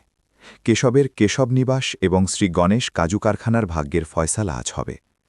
কাঠগড়ার একপাশে কেশব দাঁড়িয়ে, তার মুখ শুকিয়ে গেছে, চোখের নিচে কালো দাগ। তার পাশে সুমিত্রা দাঁড়িয়ে, যে সমানে তার আঁচলের কোণ পেঁচিয়ে যাচ্ছে। তাদের মনে ভয়ের ঝড়। অন্য পাশে বিমল আর নন্দা, তাদের স্বামী সদাশিব আর প্রকাশ এবং উকিল মানে দাঁড়িয়ে। তাদের হাবভাবে এক অন্যরকম আত্মবিশ্বাস, যেন রায় কি হবে তা তারা আগেই জানে। উকিল মানে বারবার নিজের কলার ঠিক করছেন। বিচারপতি পাটিল নিজের আসনে এসে বসলেন। পিয়ন উচ্চস্বরে ডাক দিল, কেশব পাটকর বনাম বিমল দেসাই ও অন্যান্য, হাজির হন। কোর্টে এক ভয়ানক নিস্তব্ধতা, শুধু ফ্যানের ঘর ঘর শব্দ। বিচারপতি পাটিল নিজের টেবিলের ফাইলগুলো ঠিক করলেন। তিনি একবার কেশবের দিকে তাকালেন, তারপর বিমল আর নন্দার দিকে। তার মুখে কোনো ভাব ছিল না। উকিল সানে, উকিল মানে। দুই পক্ষের যুক্তিতর্ক শেষ হয়েছে, সাক্ষী জেরা হয়েছে, নথিপত্র জমা আছে। বিচারপতি শান্ত স্বরে শুরু করলেন। তারপর তিনি নিজের দৃষ্টি বিমল আর নন্দার উপর স্থির করলেন। শ্রীমতী বিমল দেসাই এবং শ্রীমতী নন্দা রানে, আপনারা সামনে আসুন। দুই বোন কাঠখড়ার কাছে এলো। আপনাদের এই কোর্টের কাছে ঠিক কী প্রত্যাশা, আপনাদের দাবিটা ঠিক কী? বিচারপতি সরাসরি প্রশ্ন করলেন। বিমল মাথা উঁচু করে উত্তর দিল, মাই লর্ড, আমাদের বাবা প্রয়াত সদাশিব রাও পাটকরের যা কিছু স্থাবর ও অস্থাবর সম্পত্তি আছে, বাড়ি, জমি এবং ওই কারখানা, তাতে আমাদের আইনত সমান অংশ চাই।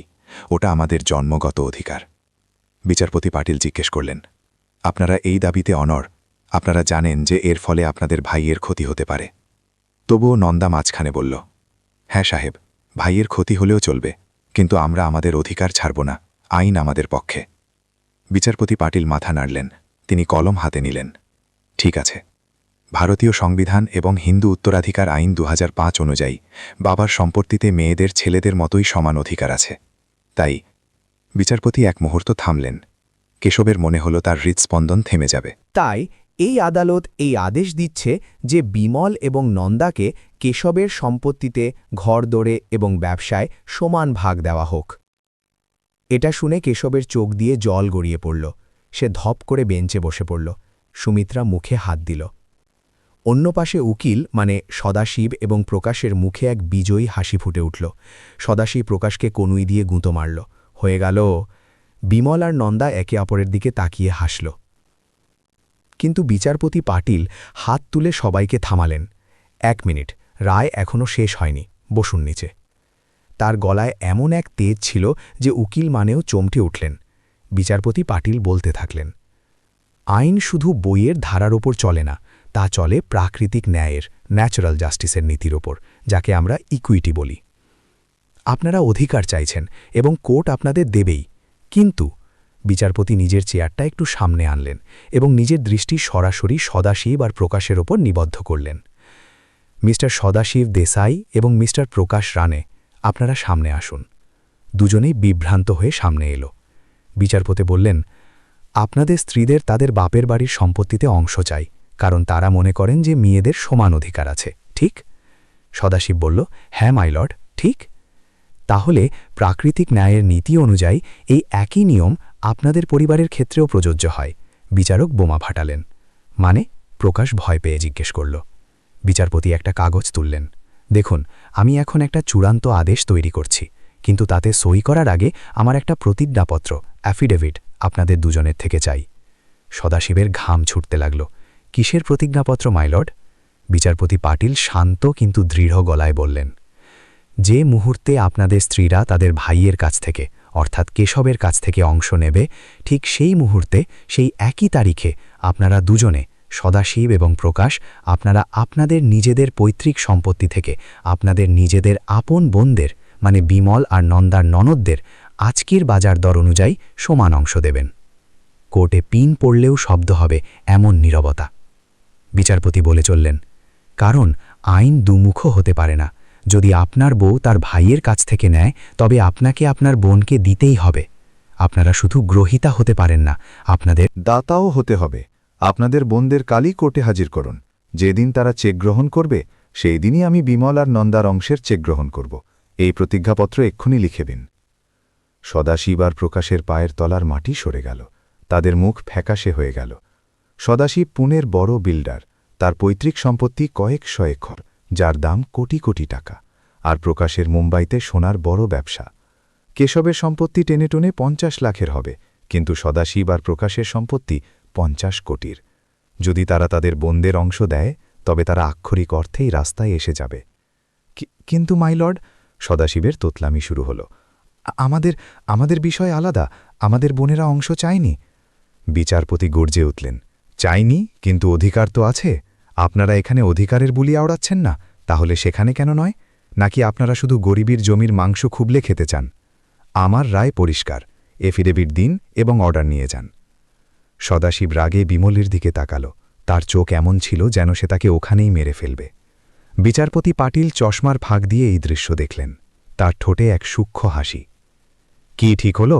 উকিল মানে আপনার মক্কেলরা এফিডেভিটে সই করছে, নাকি আমি অর্ডার পাস করব? উকিল মানেরও ঘাম ছুটল। তিনি তড়িঘড়ি সদাশিব আর প্রকাশকে আড়ালে নিয়ে গেলেন। সেখানে কি ফিসফাস হলো তা সবাই বুঝতে পারছিল।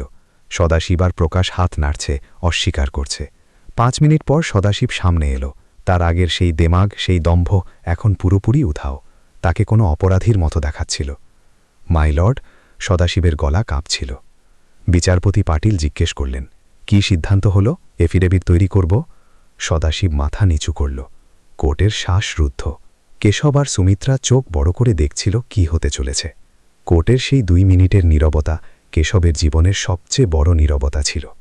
বিচারপতি পাটিলের ফেলা প্রাকৃতিক ন্যায়ের সেই বোমা সদাশিব আর প্রকাশের সাম্রাজ্যের উপর পড়েছিল। সদাশিব রাওদেসাই, যে এতক্ষণ কোর্টে দাপট দেখাচ্ছিল, এখন দরদর করে ঘামছে। সে তড়িঘড়ি উকিল মানের কোট টানল।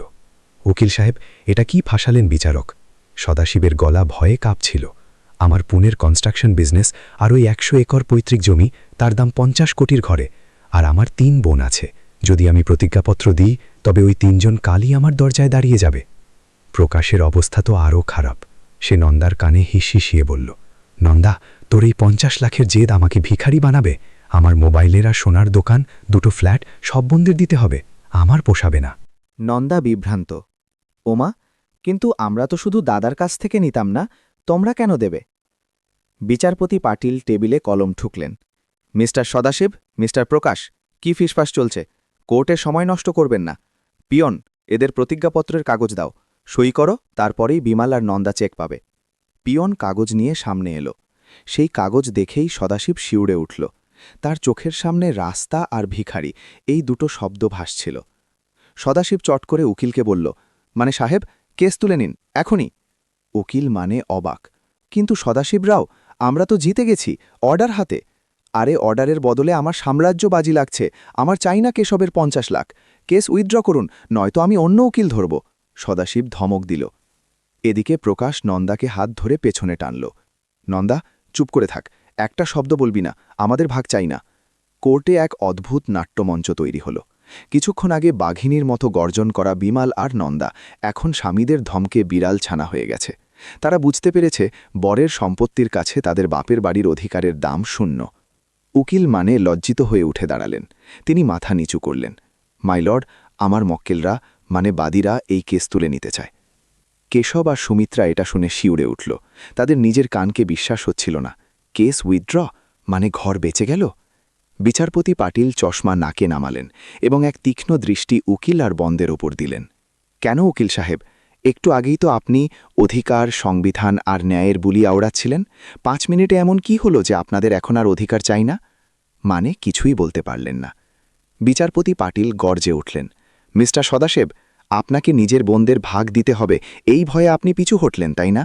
তার মানে আপনার উদ্দেশ্য ন্যায় পাওয়া ছিল না, বরং শুধু এক গরিব ভাইকে লুটে খাওয়া ছিল।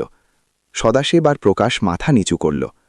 বিচারপতি পাটিলের গলা এখন কোর্টে গমগম করতে লাগল। তার রাগ বাঁধ মানছে না। আপনারা কোর্টকে কি মনে করেছেন? খেলা মনে করেছেন? যখন খুশি কেস ঠুকবেন, মিথ্যে সাক্ষী আনবেন, ভাইকে হেনস্থা করবেন, আর যখন নিজের ওপর এলো তখন লেজ গুটিয়ে পালাবেন। এটা আদালত, সবজি বাজার নয়। বিচারপতি কলম তুললেন এবং ঝরঝর করে লিখতে লাগলেন, পিয়ন, ওই পরশুরাম সালভিকে সামনে আনুন। এতক্ষণ কোনায় লুকিয়ে থাকা মিথ্যে সাক্ষী পরশুরামকে পিয়ন কলার ধরে কাঠগড়ায় আনল। এই লোক শপথ নিয়ে কোর্টে মিথ্যে বলেছে যে কেশব বাবাকে মারধর করত। আমি নিজে আঞ্জারলে গ্রামে গিয়ে খোঁজ নিয়েছি। কেশবের মতো ছেলে আর সুমিত্রার মতো সেবাপরায়ণ পুত্রবধূ ওই গ্রামে দ্বিতীয় নেই। তাই পরশুরাম সালভিকে আদালতের বিভ্রান্তি এবং মিথ্যে সাক্ষ্য দেওয়ার অপরাধে আমি 3 দিনের পুলিশি হেফাজত এবং 10,000 টাকা জরিমানা দিচ্ছি। ইন্সপেক্টর, একে এখনই হেফাজতে নিন। পরশুরাম আর্তনাদ করে উঠল, সাহেব বাঁচান, আমাকে সদাশিবরাও টাকা দিয়েছিল মিথ্যে বলার জন্য। এটা শুনতেই কোর্টে শোরগোল পড়ে গেল। সত্য বেরিয়ে এসেছে। বিচারপতি পাটিল এবার বিমল আর নন্দার দিকে ফিরলেন। আর আপনারা দুজন? এক ভাই যে নিজের রক্ত জল করে আপনাদের বিয়ে দিয়েছে, বাবার সেবা করেছে, তাকে আপনারা রাস্তায় নামাতে চেয়েছিলেন। আপনাদের এই মামলা বিদ্বেষপূর্ণ, ম্যালিশিয়াস। আদালতে সময় নষ্ট করা এবং ভাইয়ের মানসিক হেনস্থা করার জন্য আমি বাদী বিমল এবং নন্দাকে প্রত্যেককে 25,000 টাকা অর্থাৎ মোট 50,000 টাকা জরিমানা করছি। এই টাকা তাদের কেশবকে ক্ষতিপূরণ হিসেবে দিতে হবে এবং তা আজই জমা করতে হবে। উকিল মানে কিছু বলতে সামনে এলেন। মিস্টার মানে? বিচারপতি আঙুল উছিয়ে তাকে থামালেন। আপনি একজন উকিল। মক্কেলকে সঠিক পরামর্শ দেওয়ার বদলে আপনি তাদের মিথ্যে বলতে শিখিয়েছেন। আপনার অভিযোগ আমি বার কাউন্সিলের কাছে করব। আবার এমন ভুল হলে আপনার সনদ বাতিল হবে। বসুন নিচে। পুরো কোর্ট স্তব্ধ হয়ে দেখছিল। বিচারপতি রায়নামায় শেষ সই করলেন এবং চশমা খুললেন। তিনি এখন একটু শান্ত। তিনি পুরো কোর্টকে উদ্দেশ্য করে একটি গুরুত্বপূর্ণ কথা বললেন। এই দেশে মহিলাদের সুরক্ষার জন্য আইন তৈরি হয়েছে এবং তা তাদের পাওয়া উচিত। বাবার সম্পত্তিতে মেয়ের অধিকার আছেই, কিন্তু আইনের ব্যবহার ঢাল হিসেবে করুন, তলোয়ার হিসেবে নয়। যে ভাই বাবার সেবা করল, ঋণ শোধ করল, তাকে লুটে নিজের ঘর ভরার জন্য যদি আপনারা আইনের অপব্যবহার করেন, তবে আদালত তা মেনে নেবে না। তিনি কেশবের দিকে তাকিয়ে হাত জোড় করলেন। কেশবরাও, আপনি নির্দোষ। আপনার ঘর, আপনার ফ্যাক্টরি এবং আপনার আত্মসম্মান সব সুরক্ষিত। যান, মায়ের সেবা করুন। বিচারপতি উঠে দাঁড়ালেন। সেই মুহূর্তে কোর্টে উপস্থিত উকিল, গ্রামবাসী এবং সাংবাদিকরা হাততালির ঝড় তুললেন। সেই আওয়াজ দাপলি কোর্টে অনেক বছর ধরে প্রতিধ্বনিত হতে থাকবে। কেশব আর সুমিত্রা একে অপরের গলায় জড়িয়ে কাঁদতে লাগল। কিন্তু এই কান্না দুঃখের নয়, আনন্দের, বিজয়ের। সদাশিব, প্রকাশ, বিমল আর নন্দা মাথা নিচু করে লোকের দৃষ্টি এড়িয়ে চোরের মতো বাইরে সটকে পড়ল। যে দাপট নিয়ে তারা এসেছিল তার চেয়ে বহু গুণে তাদের মাথা আজ নিচু হয়ে গেছে। দাপলি কোর্টের বাইরে দুপুর গড়িয়ে এখন বিকেল হয়েছে, কিন্তু কেশবের জন্য এই বিকেল নয়, এক নতুন যুগের ভোর। কোর্ট থেকে বেরোনোর সময় তার মন থেকে যেন মস্ত বড় বোঝা নেমে গেছে। আকাশটা অন্য দিনের চেয়ে বেশি নীল আর খোলা মনে হচ্ছে। বাতাসের ঝাপটা গায়ে লাগল, মনে হলো যেন বাবার স্পর্শ পেল। কেশব আর সুমিত্রা কোর্টের বাইরের সিঁড়ি দিয়ে নামছিল। তাদের পিঠে এখন আর আসামি বা বদনামের তকমা নেই, বরং সত্যের জয়ী এই পরিচয় আছে। এমন সময় পেছন থেকে কারোর ফোঁপানির শব্দ শোনা গেল। দাদা, দাদা! কেশব থামল। সে পেছনে ফিরে তাকাল। বিমল আর নন্দা, যারা একটু আগে কোর্টে মাথা উঁচু করে দাঁড়িয়েছিল, তারা এখন ছোট মেয়ের মতো কাঁদছে। তাদের স্বামী সদাশিব আর প্রকাশ দূরে দাঁড়িয়ে মাথা নিচু করে আছে। বিমল দৌড়ে এলো এবং কেশবের পায়ে পড়ল। সে তার পা শক্ত করে ধরল। দাদা, আমাদের মাফ কর রে, আমরা ভুল করেছি। টাকার লোভে আমরা রক্তের সম্পর্ক ভুলে গিয়েছিলাম, আমরা শয়তান হয়ে গিয়েছিলাম রে। নন্দাও সুমিত্রার গলায় জড়িয়ে কাঁদতে লাগল। সুমে, তুই সত্যিই দেবী রে। আমরা তোকে কত কথা শুনিয়েছি, অপমান করেছি, তবুও তুই আমাদের অমঙ্গল চাসনি, আমাদের মাফ করে দে। কেশব মুহূর্তের জন্য স্তব্ধ হল। যে বোনেরা তাকে কোর্টে টানল, তাকে লুটতে চাইল, তারা আজ পায়ে পড়ছে। কিন্তু কেশবের মনে রাগ ছিল না। সে বাবার ছেলে, আর বাবা তাকে শিখিয়েছিলেন মানুষ ভুল করতে পারে, কিন্তু তাকে ক্ষমা করাটাই আসল পুরুষার্থ। কেশব নিচে ঝুঁকল। সে বিমল আর নন্দাকে তুলল। দিদি, পায়ে পড়িস না, তুই বড়। আর নন্দা, তুই ছোট হলেও আমার বোন। ভুল হয় মানুষের, কিন্তু সময়ে শুধরে নিলে সম্পর্ক বাঁচে। সদাশিবরাও আর প্রকাশরাও ধীরে ধীরে সামনে এলো। তাদের আগের দম্ভ, সেই ধনী হওয়ার অহংকার এখন পুরোপুরি ধুলোয় মিশেছে। কেশবরাও, সত্যিই আমরা ভুল করেছি। টাকা মানুষকে অন্ধ করে দেয়, আজ কোর্টে বুঝলাম। আপনার মতো শ্যালক পাওয়া ভাগ্যের ব্যাপার, আর আমরা আপনাকেই কষ্ট দিলাম। সদাশিব হাত জোড় করল। কেশব তাদের হাত নিজের হাতে নিল। জামাইবাবু, বাদ দিন, যা হয়েছে তা গঙ্গায় ভেসে গেছে। আজ থেকে এই শত্রুতা শেষ। আপনারা যখন খুশি বাড়িতে আসুন, এ ঘর আপনাদেরই, মা আপনাদের অপেক্ষায় আছে। বিমল চোখ মুছল। দাদা, আমরা তোকে 50,000 টাকা জরিমানা দেব না, কিন্তু আমরা তোকে 50,000 টাকা দেব কারখানায় নতুন মেশিন কেনার জন্য। এটা আমাদের প্রায়শ্চিত্ত মনে করিস। কেশব হাসল। দিদি, তোর টাকা চাই না, তোর ভালোবাসা আর আশীর্বাদ দে, ওটাই অনেক। সবার চোখ ছলছল করছিল। দাপলি কোটের চত্বরে একটি ভাঙা পরিবারের জোড়া আবার লাগল। কেশব আর সুমিত্রা আঞ্জারলি গ্রামে পৌঁছল তখন সন্ধে হয়ে গেছে, কিন্তু গ্রামে যেন দিওয়ালি শুরু হয়েছে। গ্রামের প্রবেশপথেই ঢোল তাশার আওয়াজ শুরু হলো। রামু কাকা, যোশী বুয়া আর আঞ্জারলের তরুণ দল আবির উড়িয়ে দাঁড়িয়েছিল। কেশব গাড়ি থেকে নামতেই তারা তাকে কাঁধে তুলে নিল। কেশব পাটকরের জয় হোক, সত্যের জয় হোক স্লোগানে এলাকা কেঁপে উঠল। যে গ্রাম কেশবকে সন্দেহের চোখে দেখেছিল, সেই গ্রামই আজ তাকে মাথায় তুলে নাচছে। কেশবের চোখ দিয়ে আনন্দাশ্রু পড়ছিল। সে হাত জোর করে সবার ধন্যবাদ জানাচ্ছিল। আরে থামো থামো, আমি কোনো যুদ্ধ জিতিনি, এটা বাবার পুণ্যের জয়, কেশব চেঁচিয়ে বলছিল। মিছিল কেশব নিবাসের উঠোনে এলো। বাড়িতে তোরণ বাঁধা হয়েছে, তুলসী মঞ্চের কাছে প্রদীপ জ্বলছে। কেশব দৌড়ে ঘরে গেল। মা, মা! রকমাবাই হুইলচেয়ারে বারান্দায় বসেছিলেন। তিনি কেশবকে দেখলেন। তার পক্ষাঘাতগ্রস্ত মুখে একটি স্বর্গীয় আভা ফুটে উঠল। তিনি নিজের 2 হাত, যা নড়ত না, তা কষ্টে ওপরে তুললেন এবং কেশবকে কাছে ডাকলেন। কেশব মায়ের পায়ে মাথা রেখে কাঁদল। মা, আমরা জিতেছি গো, আমাদের ঘর বেঁচেছে, বাবার কারখানা বেঁচেছে। রকমাবাই কেশবের পিঠে হাত বোলালেন। তার চোখ দিয়ে যে জল পড়ল তা কেশবের পিঠে পড়ল এবং যেন তার সব দুঃখ ধুয়ে দিল। আমার রাজা, আমি জানতাম তুই জিতবি, সত্য কখনো লুকায় না রে। আজ বাবা থাকলে তোকে পেড়া খাওয়াতো। সুমিত্রাও শাশুড়ির পা ধরল। রকমাবাই তাকে কাছে টেনে নিলেন এবং তার কপালে চুমু খেলেন। সুমে, তুই এই ঘরের আসল লক্ষ্মী। তোর বালা গেল, কিন্তু ঘর বাঁচল। এখন চিন্তা করিস না, ভগবান তোকে সোনায় মরিয়ে দেবে। এমন সময় বাচ্চারা পরি আর অর্ণব দৌড়ে এলো। বাবা, আমরা জিতেছি, এখন পিসি আসবে তো রাখি বাঁধতে। কেশব তাদের কোলে তুলে নিল। হ্যাঁ রে বাবারা, জিতেছি আমরা, আর পিসিও আসবে, আর তোরা সাইকেলও পাবি। সে রাতে কেশবের উঠোনে এক অন্যরকম পংক্তিভোজন হল। গ্রামবাসীরা নিজেরাই রান্না করেছিল। পুরাণ পলির আয়োজন ছিল। কেশব, সুমিত্রা, মা আর বাচ্চারা সবাই আনন্দে খাচ্ছিল। কেশব কারখানার দিকে তাকালো। চিমনি থেকে ধোঁয়া বেরোচ্ছে না, কিন্তু কাল থেকে সেখানে আবার ব্যস্ততা শুরু হবে। এখন তার মনে ভয় ছিল না, ছিল এক নতুন আশা। খাওয়া দাওয়ার পর কেশব বারান্দায় বসল। আকাশে পূর্ণিমার চাঁদ জ্বলজ্বল করছে।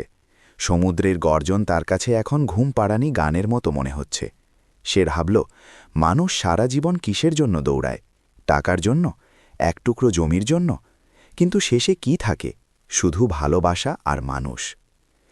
আজ আমার কাছে 50 কোটি নেই, কিন্তু আমার কাছে 50 জন মানুষ আছে যারা আমার জন্য জান দিতে পারে। এটাই আমার আসল সম্পদ। বিচারপতি পাটিলের শব্দগুলো তার কানে বাজছিল। প্রাকৃতিক ন্যায়।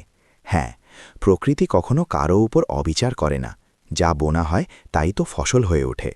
কেশব ত্যাগ বুনেছিল, সে আজ সম্মান পেল। বোনেরা লোভ বুনেছিল, তারা অপমান পেল। এই গল্প শুধু কেশবের নয়, কোঙ্কনের প্রতিটি ঘরের, যেখানে লাল মাটি আর রক্তের সম্পর্ক এখনও টিকে আছে, যেখানে টাকার চেয়ে শব্দের দাম বেশি। কেশব চোখ বুঝল। সে বাবার গলার স্বর শুনতে পেল। সাবাস কেশব। আর আঞ্জারলে গ্রাম শান্ত ঘুমে তলিয়ে গেল এক নতুন ভোরের অপেক্ষায়। বন্ধুরা, এই গল্প থেকে আমরা এটাই শিখতে পারি যে সত্যের জয় হতে দেরি হতে পারে, কিন্তু পরাজয় কখনো হয় না। টাকা আসবে আর যাবে, কিন্তু রক্তের সম্পর্ক একবার ছিঁড়ে গেলে আর জোড়া যায় না। তাই লোভের বশে সম্পর্ক ভাঙবেন না। পরিশ্রমের বিকল্প নেই। নিজের ঘাম ঝরিয়ে কামানো 1 টাকা অন্যায়ের মাধ্যমে পাওয়া কোটি টাকার চেয়েও শ্রেষ্ঠ। এবং প্রতিটি নারীর এটা মনে রাখা উচিত যে আইন তাদের অধিকার দিয়েছে ঠিকই, কিন্তু তার ব্যবহার সুরক্ষার জন্য করা উচিত, স্বার্থের জন্য নয়। কেমন লাগলো আপনাদের আজকের এই গল্প? আপনাদের মতামত কমেন্ট বক্সে অবশ্যই জানাবেন। সাথে যদি ভিডিওটি ভালো লেগে থাকে তবে লাইক করুন, চ্যানেলটি সাবস্ক্রাইব করুন এবং আপনার বন্ধু-বান্ধবদের সাথে শেয়ার করুন। ধন্যবাদ।